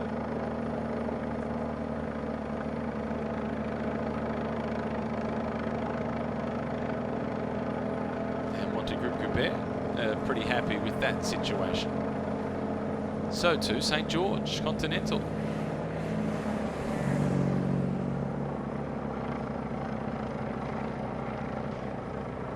And the Israel Cycling Academy team now putting one rider up towards the front.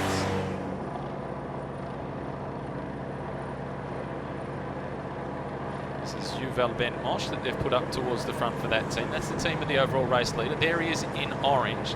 So in the virtual general classification, the man in orange is now a half a second behind Dylan Kennett, who currently wears the green jersey.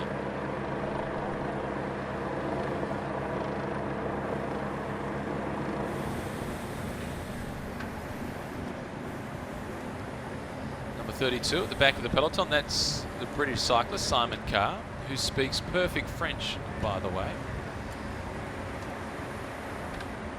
Number 34, Filosi, the big Italian, important lead-out rider for their sprinter, Jones. Number 36, Remy Rocher, who made his debut with this team late last season. Number 35, that is Brenton Jones, who has not featured in the intermediate sprint, so he's just been saving himself for the final sprint. Not too worried about the general classification, just focusing on the stage victory.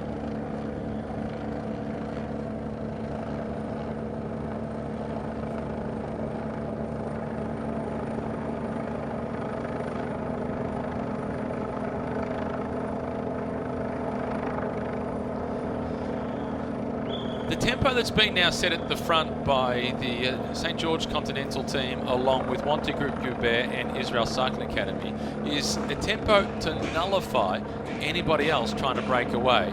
So they can then control the race for the final few kilometres and set the pace for their sprinter in the hope that it's their man who manages to win the stage. And just as we say that, the attacks are on once again.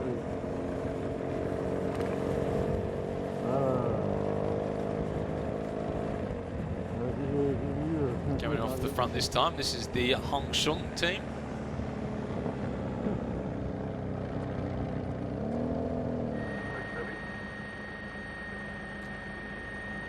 Causing no reaction from the experienced Wanty Group Goubert team. This is a team that is normally launching these sorts of attacks at races such as the Tour de France, as they're one of the smaller teams at that race. So they're the squad going off the front, trying to get a little bit of TV time and making their presence felt.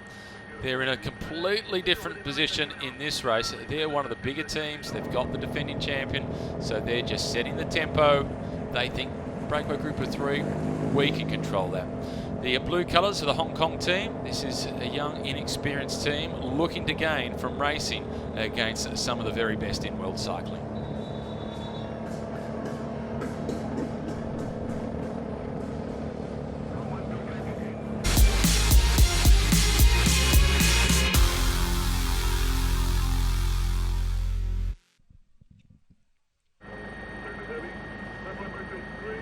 So the last 18 kilometres, ideal conditions for a bike ride, which makes for fast racing because there's no crosswind to cause any splits within this peloton. And despite how aggressive it has been, there's just been one rider breakaway of any significance, and that was Wilmar Roldan, former Colombian national champion, got out to a maximum lead of 34 seconds. Conversation happening out in front now with these three riders trying to get organised, trying to stay coordinated and trying to build up an advantage over the peloton, which is being led by three teams with three favourites to win today's stage.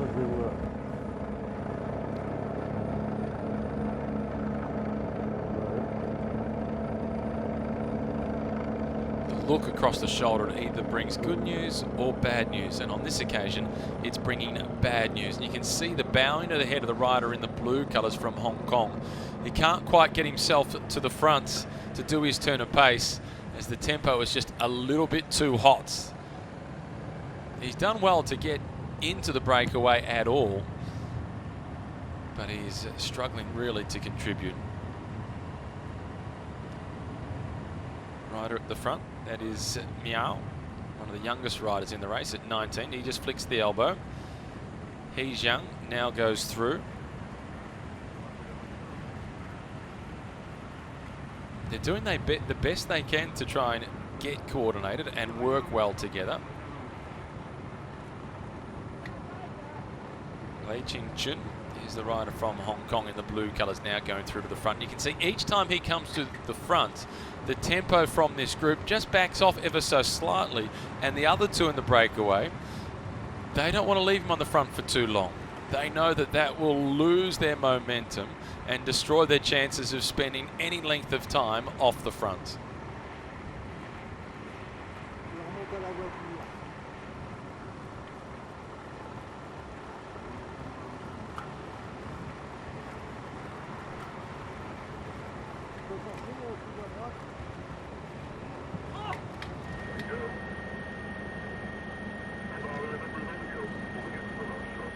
Lei from the Hong Kong team, the only other race that he's ridden with that team so far this year has been the Tour of Japan, and unfortunately for him he didn't finish at stage 2, so he hasn't had a lot of time to bond with the squad throughout this season.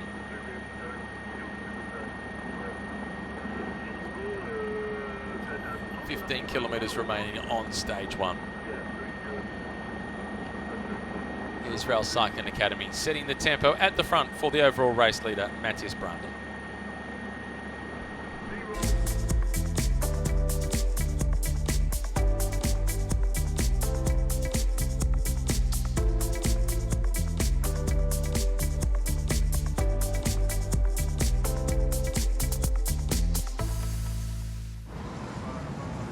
Inside the last 15 kilometres, it was a breakaway group of 3. It is now down to a breakaway group of 2, and it's two teammates off the front from the Hongsheng cycling team. It is Miao Chengshu who is one of the youngest riders in the race at just 19 years of age, and he's joined by another 19-year-old, He Zhang. Those two riders are yet to win a professional bike race, but they are showing themselves at the front ahead of a squad such as Wanty Group Goubert, which this year rode the Tour de France. Androni Giottoli, they're also in the race. They rode the Giro d'Italia this year. Burgos BH, they rode the Volta d'Espana and they managed to win a stage.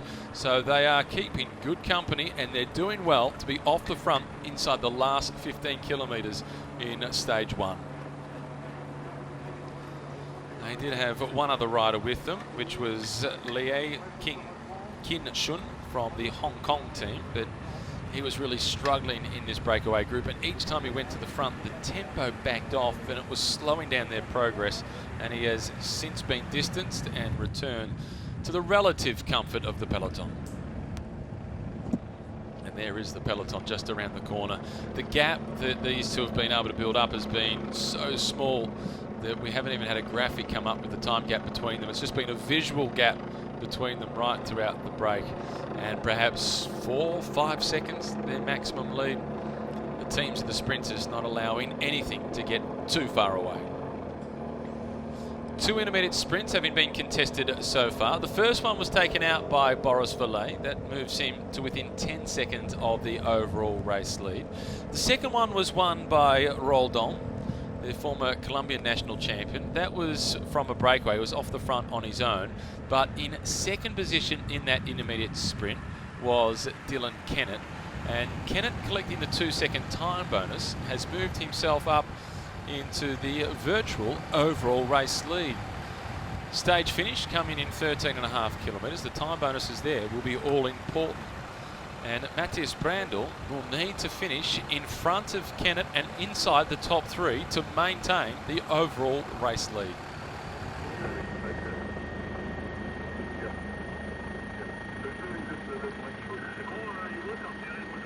It'll be interesting to see what the strategy is for the Israel Cycling Academy team, whether they do stick with Matthias Brandl for that sprint finish or not.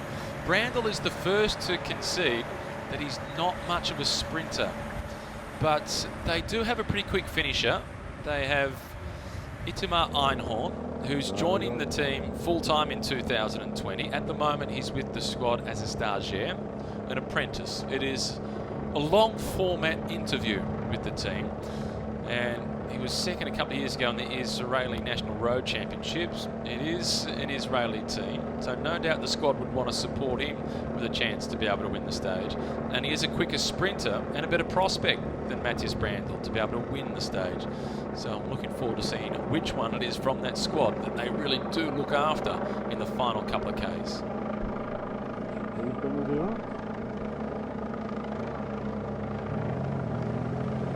Now 2 leaders. Miao and Hui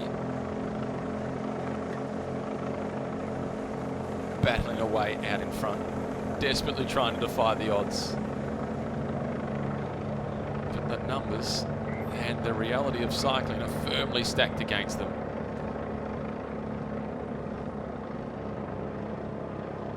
Smart move by the rider that you can see in second position with the positioning of his hands and putting them across the center of the bars, as you do when you have time trial bars on. We saw one of the riders yesterday in the Prologue from the St. George team. I can't quite remember which one it was, but in the Prologue you weren't allowed to use a time trial bike and you weren't allowed to use time trial bars. That's just to try and create more parity because of the expenses of traveling with time trial equipment. But what he did was just put a little bit of padding in the center of the bars so he could lay his hands across the handlebars, as we just saw then, to get a little more aerodynamic.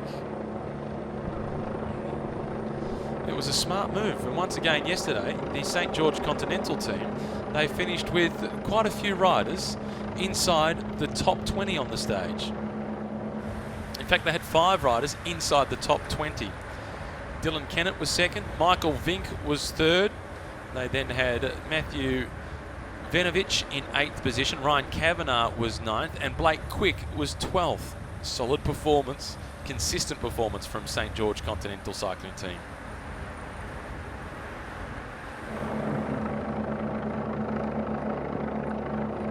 there is that aerodynamic time trialing position once again. A lot of the riders yesterday, what they did with their brake levers was turn the hoods inwards so as they reduced the surface area on their chest so they weren't catching quite as much wind.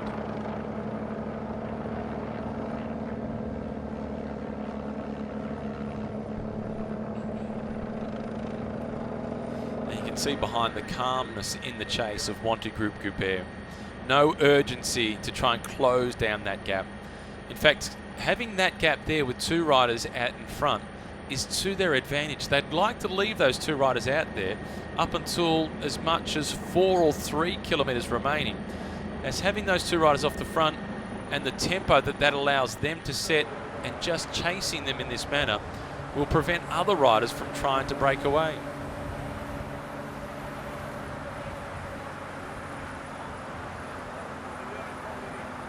Rear wheel puncher at the back. This is for Tejada, the under-23 Colombian road champion.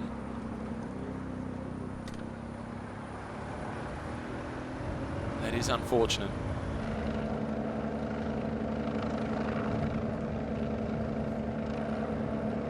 And the expression on the face out in front tells the story of the pressure that has been applied by the chase behind.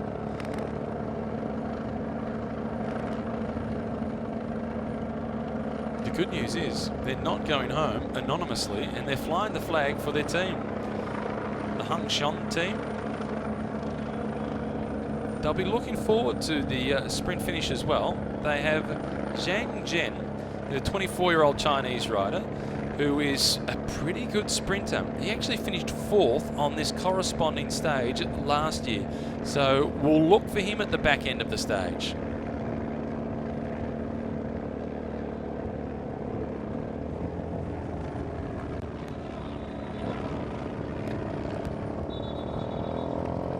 A little bit of a slip of the back wheel as he made his way around that right-hand turn as he was just taking a sneaky peek across the shoulder. Slightest lapse of concentration can be very costly at this point. The road surface, they couldn't ask for anything more in terms of the road surface. Absolutely perfect, pancake flat throughout the stage. It really is a sprinter's paradise. Dylan Kennett will be hoping that he can replicate his performance from this race last year when he did win the Prologue. He replicated that time yesterday, and then he managed to win a stage as well. And if he can win the stage today, he'll be able to take that lead jersey convincingly. It's just a little bit of a wobble as he made his way through that corner. A look across to his teammate. Everything is okay. I like the fact that the peloton is breathing down their neck. They're only a matter of around about 50 metres behind them, but they're not raising the white flag. The legs are burning. They're up in the red zone, full of lactic acid, but they are still persisting off the fronts.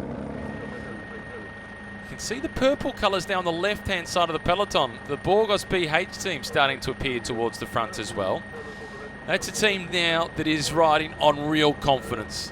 They managed to win a stage this year at the Tour of Spain. That was courtesy of one of their climbers, Engel Madrazo. But today they'll be working for the young Spanish sprinter, Manuel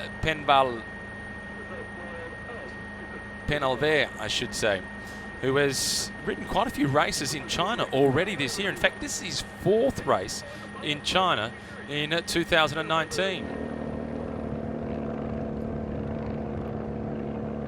Could that drink of the white water bottle be a substitute for a white flag and an indication that it is all over for the Breakaway Group of 2? Wanty Group Goubert don't quite want to catch them yet, as having 2 off the front keeps the peloton relatively calm. And calm for Wanty Group Goubert is a good thing at this point.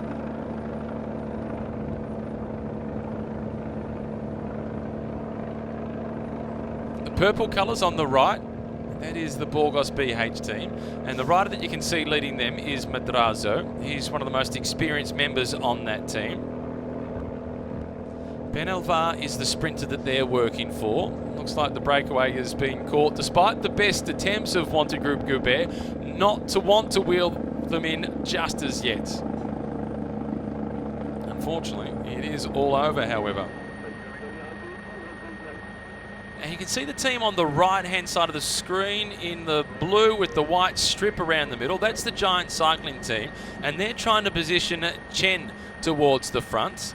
Young 20-year-old sprinter. He had 3 top 10 finishes on stages at the Tour of Langkawi this year, and he's come into the back end of the season with a fair bit of confidence. He's the rider on that team with the orange shoes on. He's the last in line from that squad. He won't have a huge lead-out train, but he has got a team around him that's got faith in him, and they believe they belong, and they're pushing their way towards the front. That is a real show of a team that is not going to be intimidated by anybody else in that race. The Neri Sottoli team, they've been quiet so far. They've also slotted themselves up behind the Giant Cycling team. They're looking for Luca Paccioni, the slightly erratic Italian sprinter. He could win, he could be disqualified, he could do just about anything. The blue shoes at the front in the middle with the pink jersey on Tom Hubbard. Just setting the tempo that lets him stay there for as long as possible before they use more resources from that squad. He wants to ride on the front for as long as he can, so as once they get into the final kilometre, is at least 2 riders remaining in front of the green jersey of Dylan Kennett. Ominous signs though on the left-hand side of the screen. We can see the dark blue colours of the Colombian Medellin squad coming towards the front. Here comes Jones on the right. Delico Marseille moving up towards the front. So too the white colours. That is the team of Georgios Bouglas, the Greek sprinter, the Ningxia squad. And that is a team that would dearly love the stage victory here. Bouglas was close last year, a couple of top 3 finishes, but this year he also managed to win a stage in the Tour of Taihu Lake. He knows he's got the form and the quality and the speed required to win today. He also has a slight advantage of knowing this course fairly well. He's ridden this race now 4 or 5 times. He's got a little bit of home ground advantage by comparison to some of the others. Burgos BH at the front. This is Madrazo who's setting the tempo. His teammates full of confidence at the end of what has been a brilliant season for them. Best year that they've had so far. Change of colours, the purple, it makes them pretty easy to spot. The pink colours, a little bit of a touch on the shoulder there from the St. George cycling team. They've got themselves well lined up for the green jersey of Kennett, and still pushing and shoving, making sure that the Giant cycling team stay out of the way. At least that is their hope. But they've got every right to be there. They just need to try and push their way in. Medellin now making their way up towards the front. Their sprinter is Oila, and he should be the one who is last in line. Sevilla is in 3rd spot, and in 4th position it is Oila. Androni just behind them, but which one of the sprinters will it be from Androni? They've got an embarrassment of riches with Benfato or Palucci, 2 quick Italian sprinters, both having tasted plenty of success throughout season 2019. The tempo now really starting to be raised by the St. George Continental cycling team. They're inside the last 4 kilometres. They move into track team's pursuit mode. They know how quickly they can cover these last few Ks. It'll be a smidgen over 4 minutes for the last 4 kilometres. And the fight is on for positions. The man in green is the one that they're working for. That is Kennett. The last rider to do the lead out for him, that will be Blake Quick. And Quick, one of the youngest riders in the race at just 19. He was a 2nd place finish on a stage at the Tour of Langkawi this year. He knows he's fast, he's quick by name as he is by nature.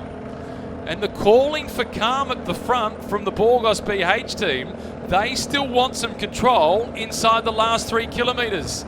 Jetzer Bowl moves up in the 2nd spot, the experienced Dutchman.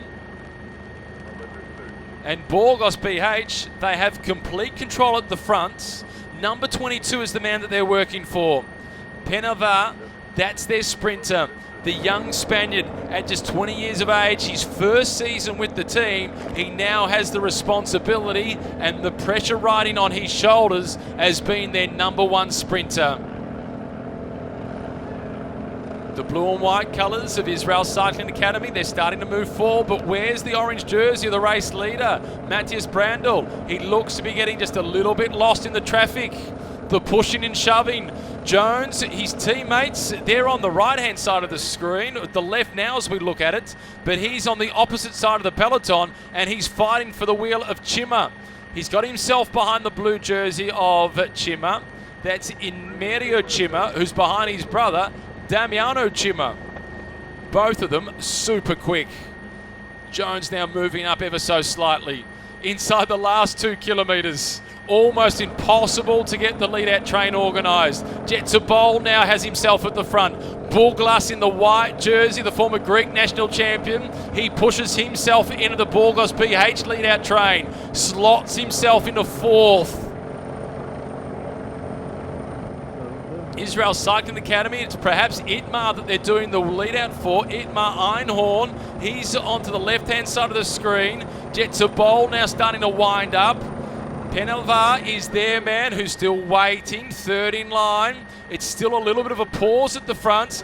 Nobody's prepared at this point as they approach the last kilometre. A crash at the back of the peloton, but all the action now is at the front. Boris Valet is caught a fair way back.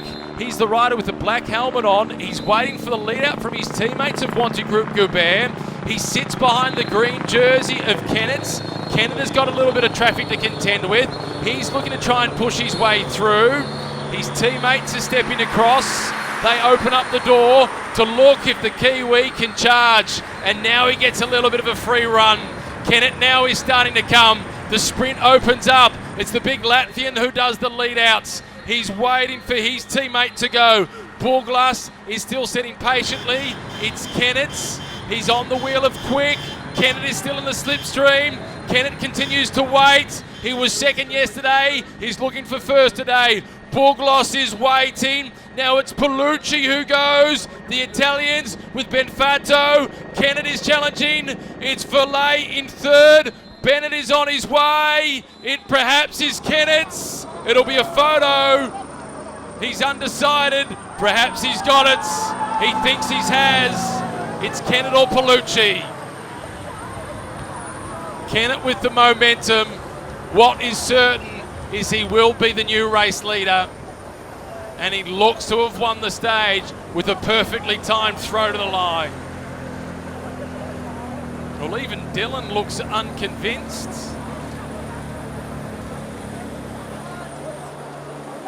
Here's the photo on the line. That's, well, it could be nearer the camera with Palucci. We will wait for confirmation.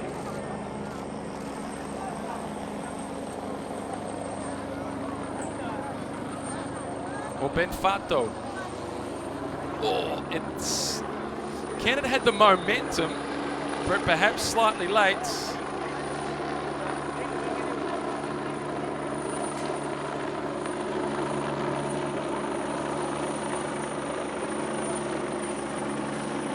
And it looks like it's Marco Benfato who has got there by a whisker. The overhead shot might tell the story.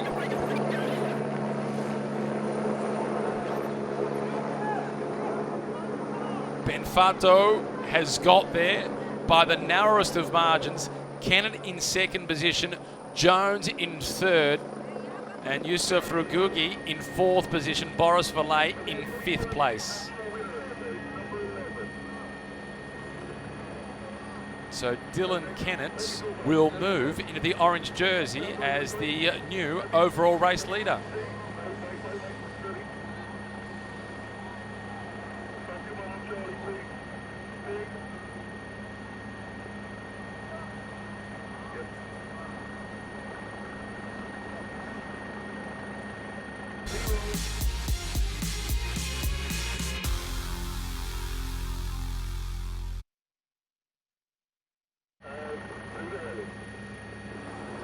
Well, Well, that was a tussle for positions inside the last kilometre. The Androni team, they had both Palucci and Benfato at the front.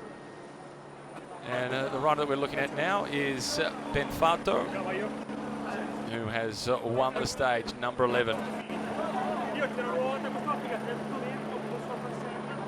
Debriefing on with his teammates on how he managed to get it done. He has had a lot of success with races in China. He's won 8 stages of the Tour of China 1, 7 stages of the Tour of China 2, and he's won the general classification at the Tour of China 2. That was in 2016 that he won there. And earlier on this year, he was a stage winner at the Tour of Langkawi, and this victory today is his 21st victory in a UCI race.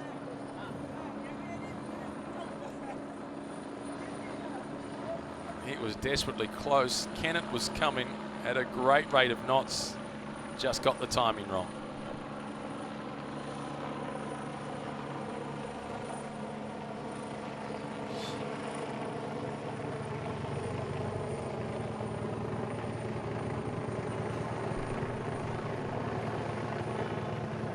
And the Burgos BH team in the purple colours. Their sprinter, Penal there, finished in 10th position.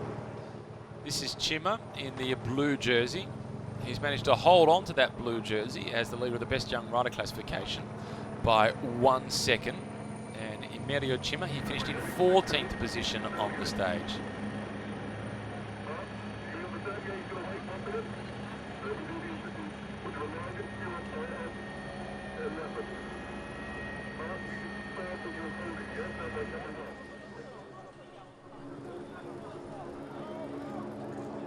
The former Colombian national champion, Roldan, who we saw quite a bit of throughout today's stage. He broke away on his own, got up to a maximum lead of 34 seconds.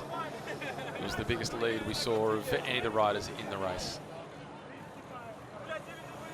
Androni Giacottoli team celebrating the stage victory today with Marco Benfato.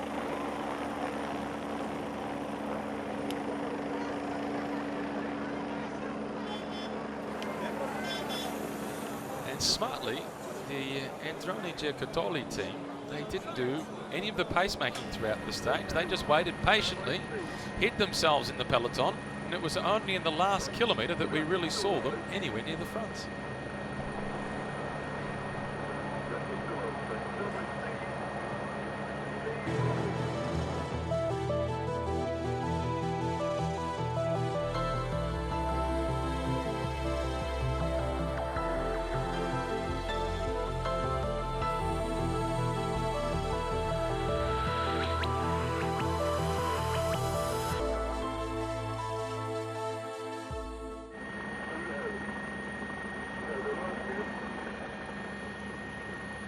Stage winner Marco Benfato.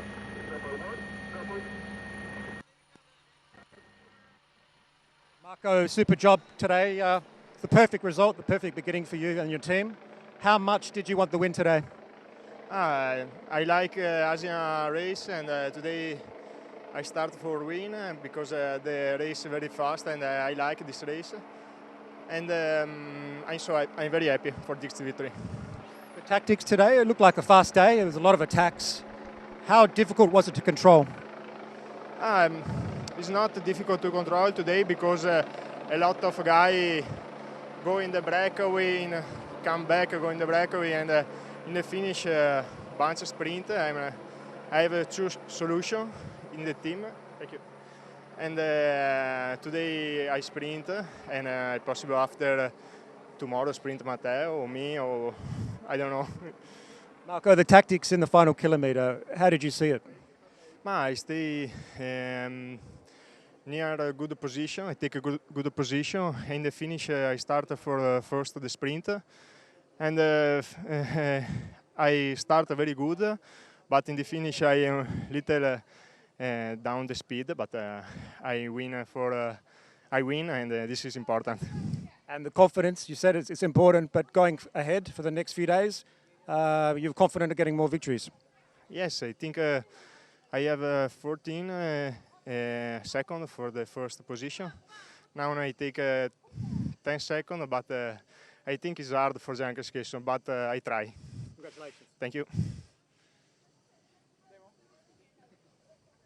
He does have a big battle in his hands in terms of the general classification. He was 40 seconds off the pace yesterday. As you heard, he did get a 10-second time bonus, so that gets him to 30 seconds to Matthias Brandl. But Dylan Kennett, he was 38 seconds slower than Dylan Kennett. So the 10-second time bonus, that doesn't quite get him to within 28 seconds because Kennett has picked up time bonuses throughout today's stage as well with intermediate sprints plus at the stage finish. So it's still a big gap to make up. Let's take a look at some of the highlights from today's stage. It got underway after there were at the start in Wuji. And it didn't take long for the first attack to go. So often in international races, when it's not a closed, safe road such as this one, and they go through a small village, it's neutral at the beginning before they head out onto the open roads. But this, it was the gun go, and the attacks started straight away. It was a super aggressive race, and as we just heard a moment ago from Marco Benfato, it was a reasonably easy race to control because it was so fast. At the first intermediate sprint, it was the defending champion Boris Vallet who collected maximum points in the race for the green jersey, but more importantly for Boris Vallet, 3-second time bonus, he put those straight in his back pocket. It was Kennett in the green jersey who missed out. He finished in 4th position, so no time bonuses there for him as they made their way past the giant Buddha. Then on to the second of the intermediate sprints. After a group of attacks, there was one rider off the front, a few mechanical problems as well further back down the road. This is Liu who had the mechanical problem, and a bike change for him, ultimately finishing the stage on his own, but inside the time delay, so he'll be able to start the following stage. This was Roldan, who was off the front for quite a while by himself. At one point out to a lead of 34 seconds. He collected the maximum points and time bonus at the second of the intermediate sprints. 3-second time bonus for him, but not too much to shout about given his result in the opening prologue from yesterday's stage. Moves him ever so slightly closer to the race lead, but no great threat. The more significant was the sprint for second place as the Kiwi in the green jersey, Dylan Kennett. He won the sprint ahead of his teammate. It was Blake Quick who was the next best, but Kennett with the 2-second time bonus from this sprint moved himself into the virtual race lead by half a second ahead of the Austrian Matthias Brandl. And also an important confidence booster for Kennett, nodded ahead as he looked across to his teammates, Blake Quick.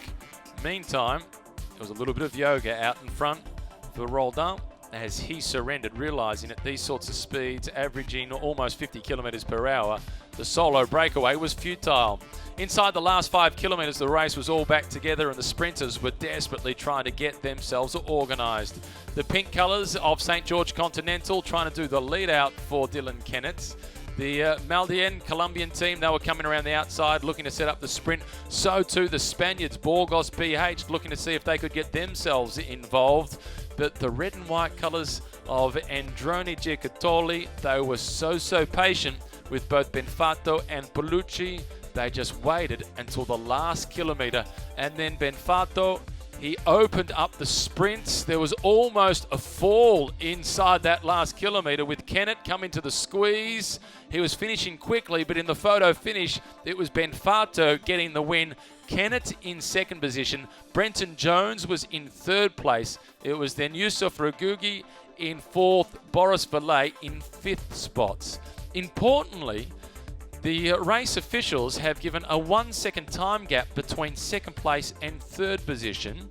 So for Dylan Kennett, that gives him just a little bit more of a buffer on Boris Vallet. And with the time bonus from second place on the stage, and with the climbing still to come, that could prove all important for Kennett and his ambitions to try and win this race overall. Let's now take a look at the all-important final kilometre. Keep an eye on the riders in the red and white colours, particularly the man with the yellow shoes on, the first of the riders from that team. That is Benfato. Behind him is Paolucci. And Paolucci was the rider that Benfato was potentially trying to do the lead-out for. as both of them brilliant sprinters in their own right, and Benfato proving himself capable of winning the stage. They didn't do any of the work throughout the stage. They let the other teams do the chasing. They consistently stayed in the slipstream. Benfato really knows how to ride position. He's won so many races in Asia. In fact, this victory today has made it his 16th stage victory in China. Kennett at this point has got himself into an ideal position. He's in second spot in the green jersey. Now Benfato is coming forward with Palucci just behind him. Kennett steps out. He goes for the wheel of Benfato. A throw the head by Palucci. He almost brings himself unstuck. Kennett tries to fight his way back, but Benfato has got enough to hold on, and he wins the stage.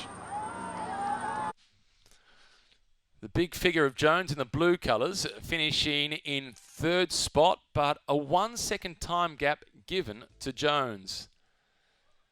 It really shows that Benfato and Kennett were head and shoulders above the rest today, but that can all change tomorrow. Let's now head back down to Mark Falahy. Third position. Are you happy with that? Yeah, I think normally the first stage of most Chinese races I've either crashed or not been on the podium. So I think it's a good start for me, a strong start for the team. Third place, we can improve on that. Looked like a really fast day out there. I mean, everyone's chasing the intermediate, the bonus seconds and so forth. Yeah, how was your day? Absolutely. I think I chose to sat in, save the legs for the finish. It paid off in the end, I guess. Third place on the podium's good. I had the legs in the finish. I was fast, but I knew the headwind. I had to come from behind. And I think 400 metres to go, I was still maybe 15th place being swamped. And I thought, no, wait your time. And 150, 200 metres to go, I stepped out and came around, but there was two guys faster than me today. The competition seems to be pretty fierce with the sprinters. There's some quality sprinters here. You must be confident, though, that you will get a victory. Cheers. Calm response from Brenton Jones, and pretty positive given that he either crashes normally on races at the start in China, or he's not on the podium, so it's a pretty good outcome. This is Chima. He's the leader of the Best Young Rider classification. Here's a look at the fall inside the last kilometre. On the right-hand side, a touch of wheels and heavily over the top. That will hurt tomorrow morning. That will be a restless night's sleep, and it could have been a whole lot worse as well. It was just outside the last kilometre, so at that point they're probably doing 55 kilometres per hour and no chance to put their hands out in that crash. That is a nasty fall. Let's hope that they're okay. Good to see riders picking themselves up so quickly after that crash. Well, Brenton Jones will be pleased that he's avoided the fall. Let's now take a look at the standings. The stage victory going to Marco Benfato ahead of Dylan Kennett. It was Brenton Jones in third position, followed then by Yusuf Regugi and Boris Valet, the defending champion, in fifth. Andrea Perron in sixth position. Zheng Zhang in seventh. Itmar Einhorn in eighth. It was Razim of Malaysia in ninth and Penalver in 10th for the Burgos BH team.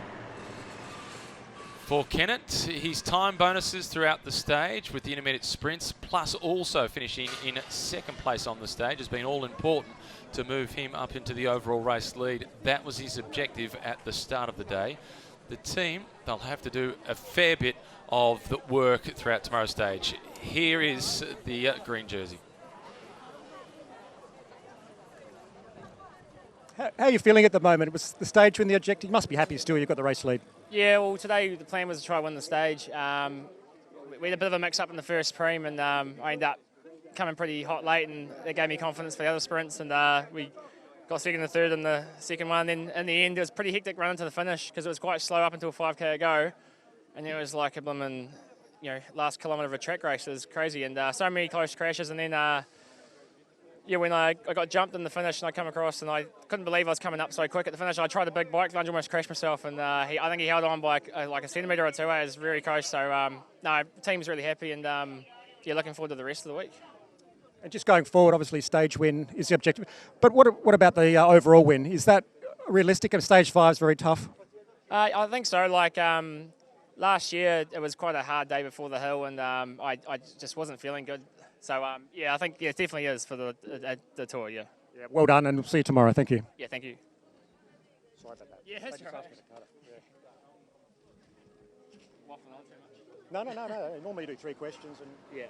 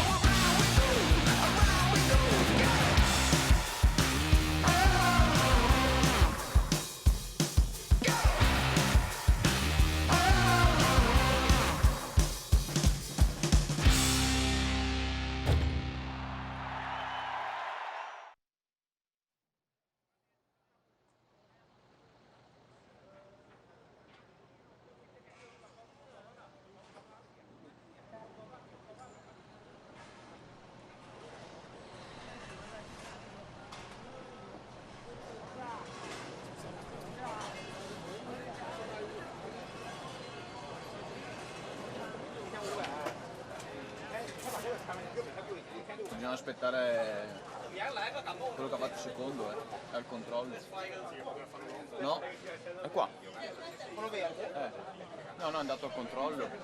Backstage, ready to go for the podium presentations. Brenton Jones from Dalco Marseille, third on the stage. Sitting alongside Cima, Mario Cima, who was 14th on the stage.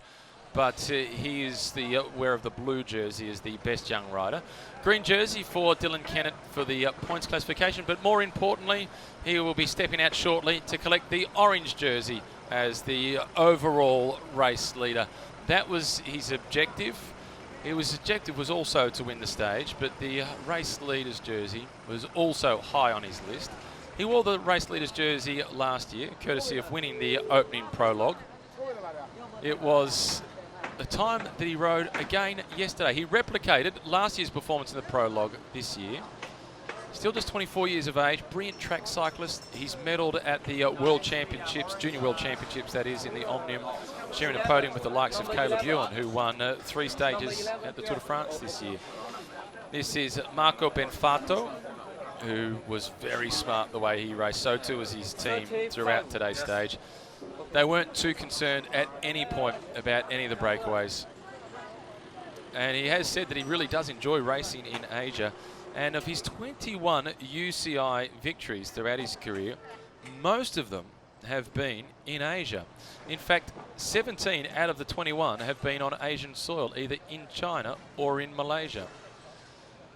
Well, Dylan Kennett has had that much experience on the podium here at the Tour of Taihu Lake. He could just about be the coordinator of the podium presentation process. His team's sports director, Brett Dutton, who was a 3rd place finisher at Olympic Games in Seoul in 1988, has said that he's going to try and help Dylan Kennett get himself organised to make the Kiwi team to go to the Olympics next year.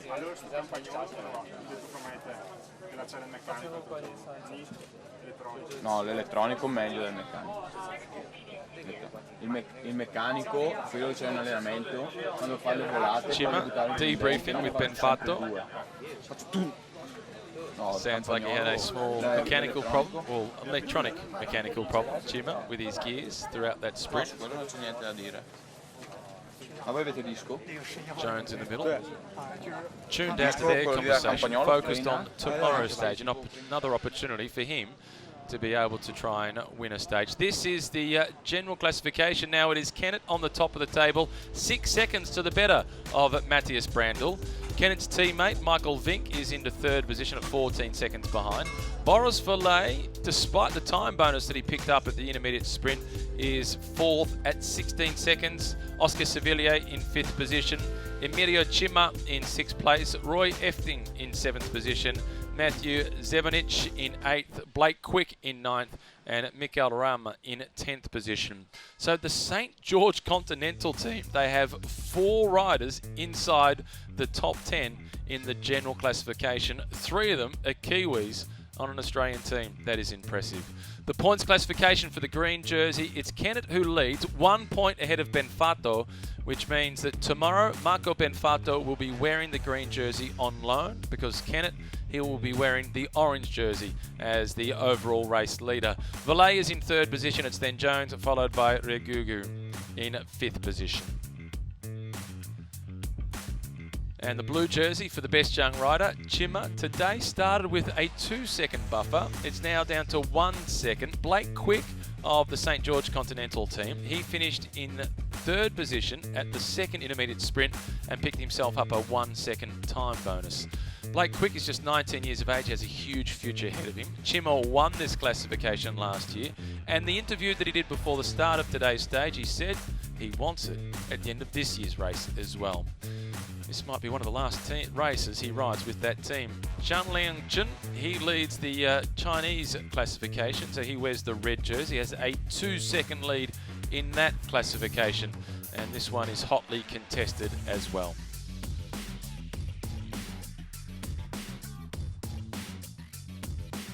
And a confirmation once again of the stage results. Benfato in what was a photo finish, getting the win ahead of Kennett, and Jones rounding out the podium in 3rd place.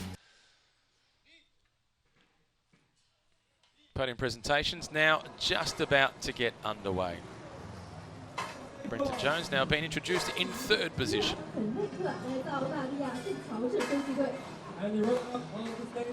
Incredible resilience, Brenton Jones. He had a horrific crash when he was around 20 years of age. He was hospitalised. He was in a coma for around about 1 week. His mother was in a panic, understandably. He's been back in a big way for a long time. Kennett's in 2nd spot, and Benfato, he gets the step in the middle as the stage winner. And his future's so bright, he's still got to wear shades.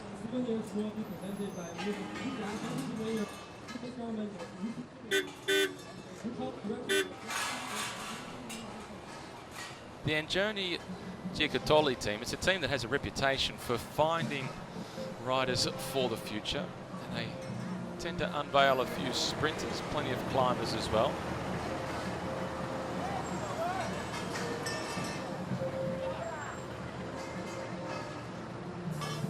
Very serious look on the face of Brenton Jones. Hopefully quick to put that one behind him. He spoke very positively about his 3rd place finish and looking very much forward to the next stage.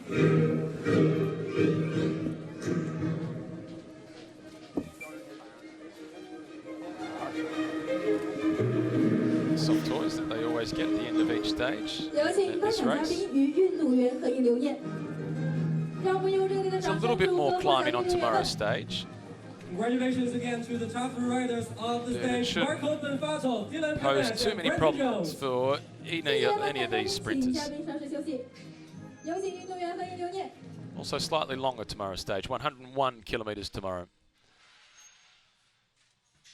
as they make their way around the National Tourist Resort Circuit. Just like today, there's 2 intermediate sprints, and I'm sure that the man on the far left-hand side of the screen, Kennett, he will participate in the intermediate sprints again tomorrow, but Benfato and Jones, they might be absent from those intermediate sprints and do exactly what they did today and just focus on trying to win the stage.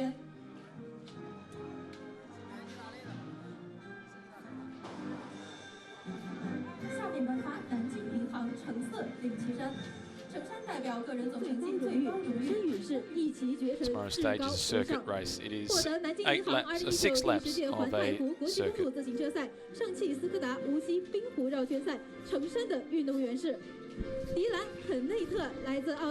Now for the jersey presentations for the leaders of the various classifications. The orange jersey, which represents the leader of the general classification.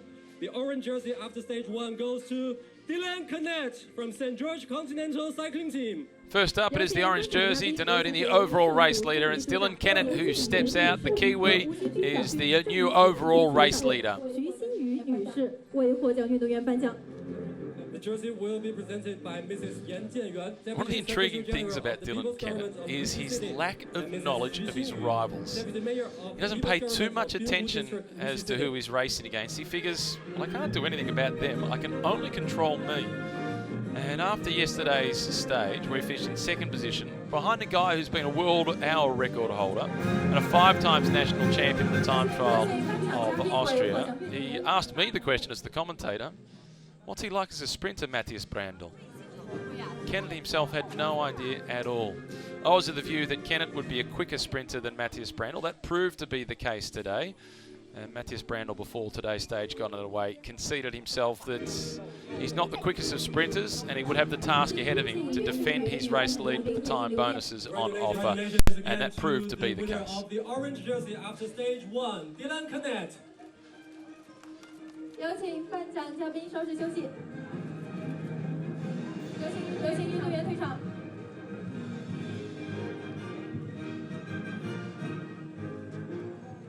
接下来颁发上汽斯柯达绿色。Kennett joined this team about a quarter of a way through season 2018. It's been a good relationship for both Kennett and for the team themselves. 上汽斯柯达无锡冰湖绕圈赛绿衫的运动员是。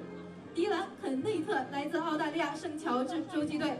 Quick change for Kennett because he'll have to step out once again to collect the green jersey as the leader of the points classification.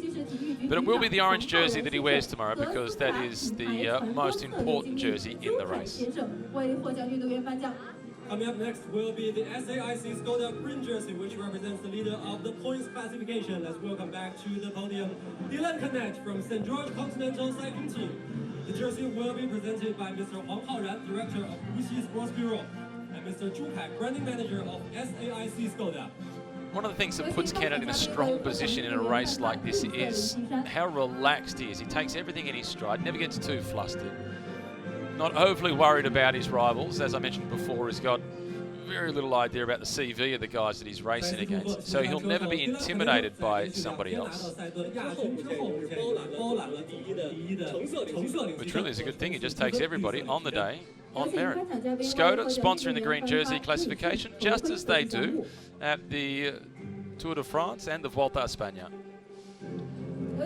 Great supporters of cycling, Skoda.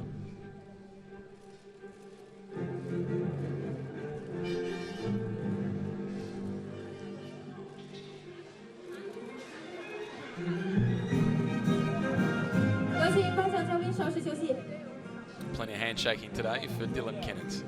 有请运动员退场。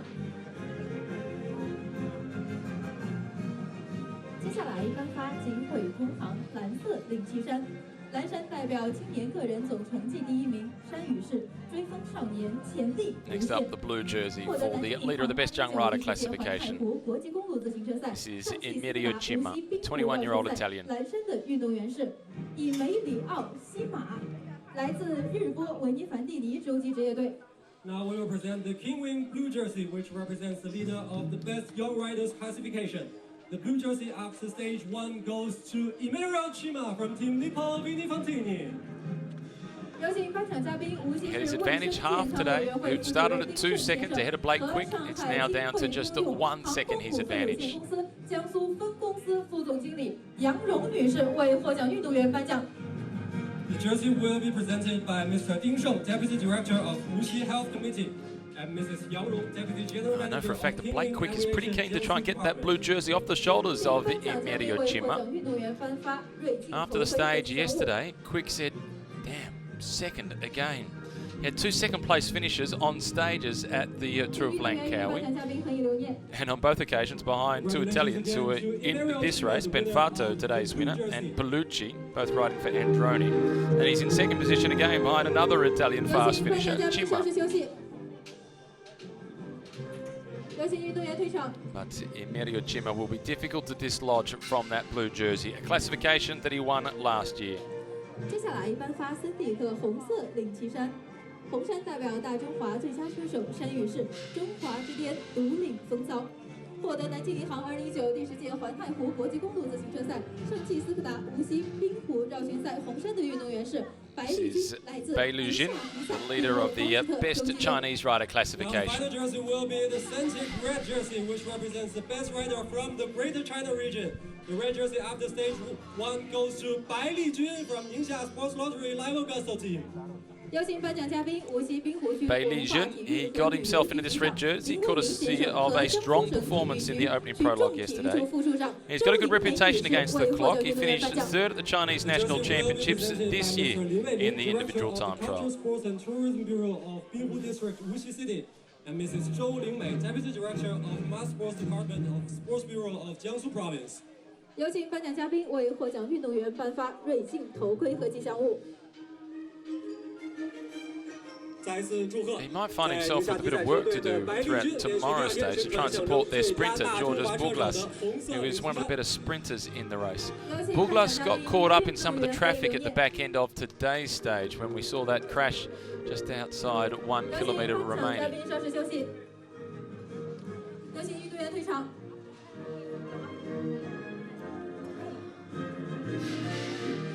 接下来颁发感动奖。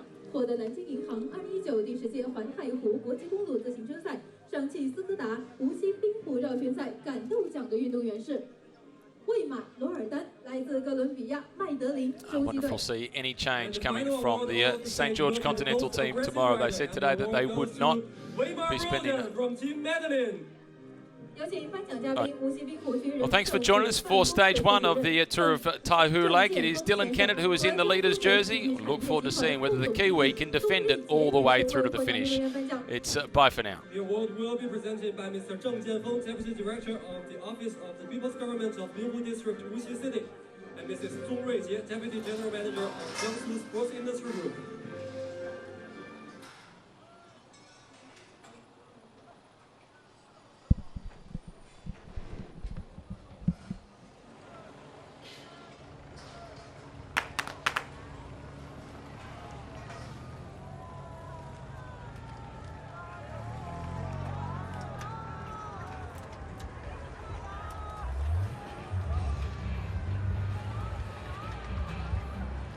女士们、先生们，南京银行2019第10届环太湖国际公路自行车赛上汽斯柯达无锡滨湖绕圈赛的比赛已经开始了。本赛冠为绕圈赛总。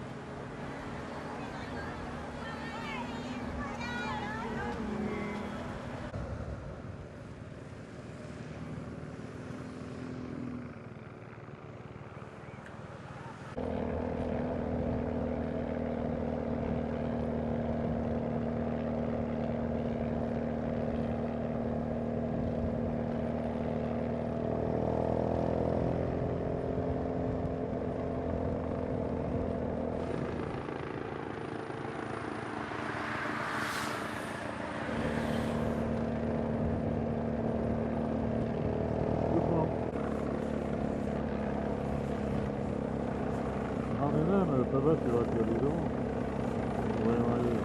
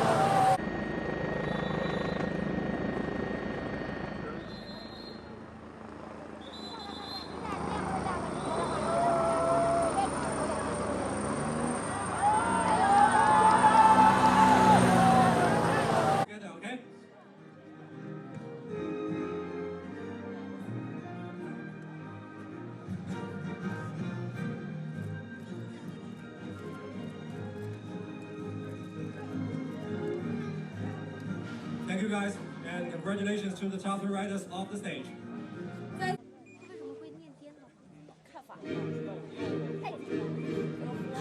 请运动员与颁奖嘉宾合影留念。 Congratulations again to the winner of the orange jersey after stage 1, Dylan Canet.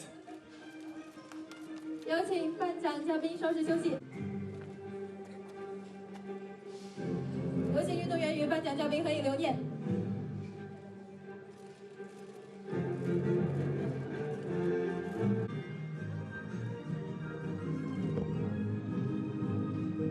请运动员与颁奖嘉宾合影留念。 Congratulations again to 江苏省体育局群众体育处副处长周灵梅女士为获奖运动员颁奖。 The jersey will be presented by Mr. Lin Weimin, Director of the Cultural Sports and Tourism Bureau of Binhu District, Wuxi City, and Mrs. Zhou Lingmei, Deputy Director of Mass Sports Department of Sports Bureau of Jiangsu Province. 有请颁奖嘉宾为获奖运动员颁发锐镜头盔和吉祥物。再一次祝贺，在宁夏体彩车队的白丽君连续第2天身穿象征最佳大中华车手的红色领旗衫。 有请颁奖嘉宾与运动员合影留念。有请颁奖嘉宾稍事休息。 Dylan, great ride for you today. Second position. You're in the race lead, so it's a good day. Yeah, no, it's a good day. It almost went 100% to plan. You know, so close to getting the win, and yeah, we know that we know that it's realistic to come down to stage 5 and. Just got to try to get over the hill that day, but I imagine that the days coming are going to be like today. Yeah.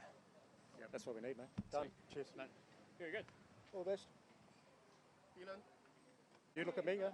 OK。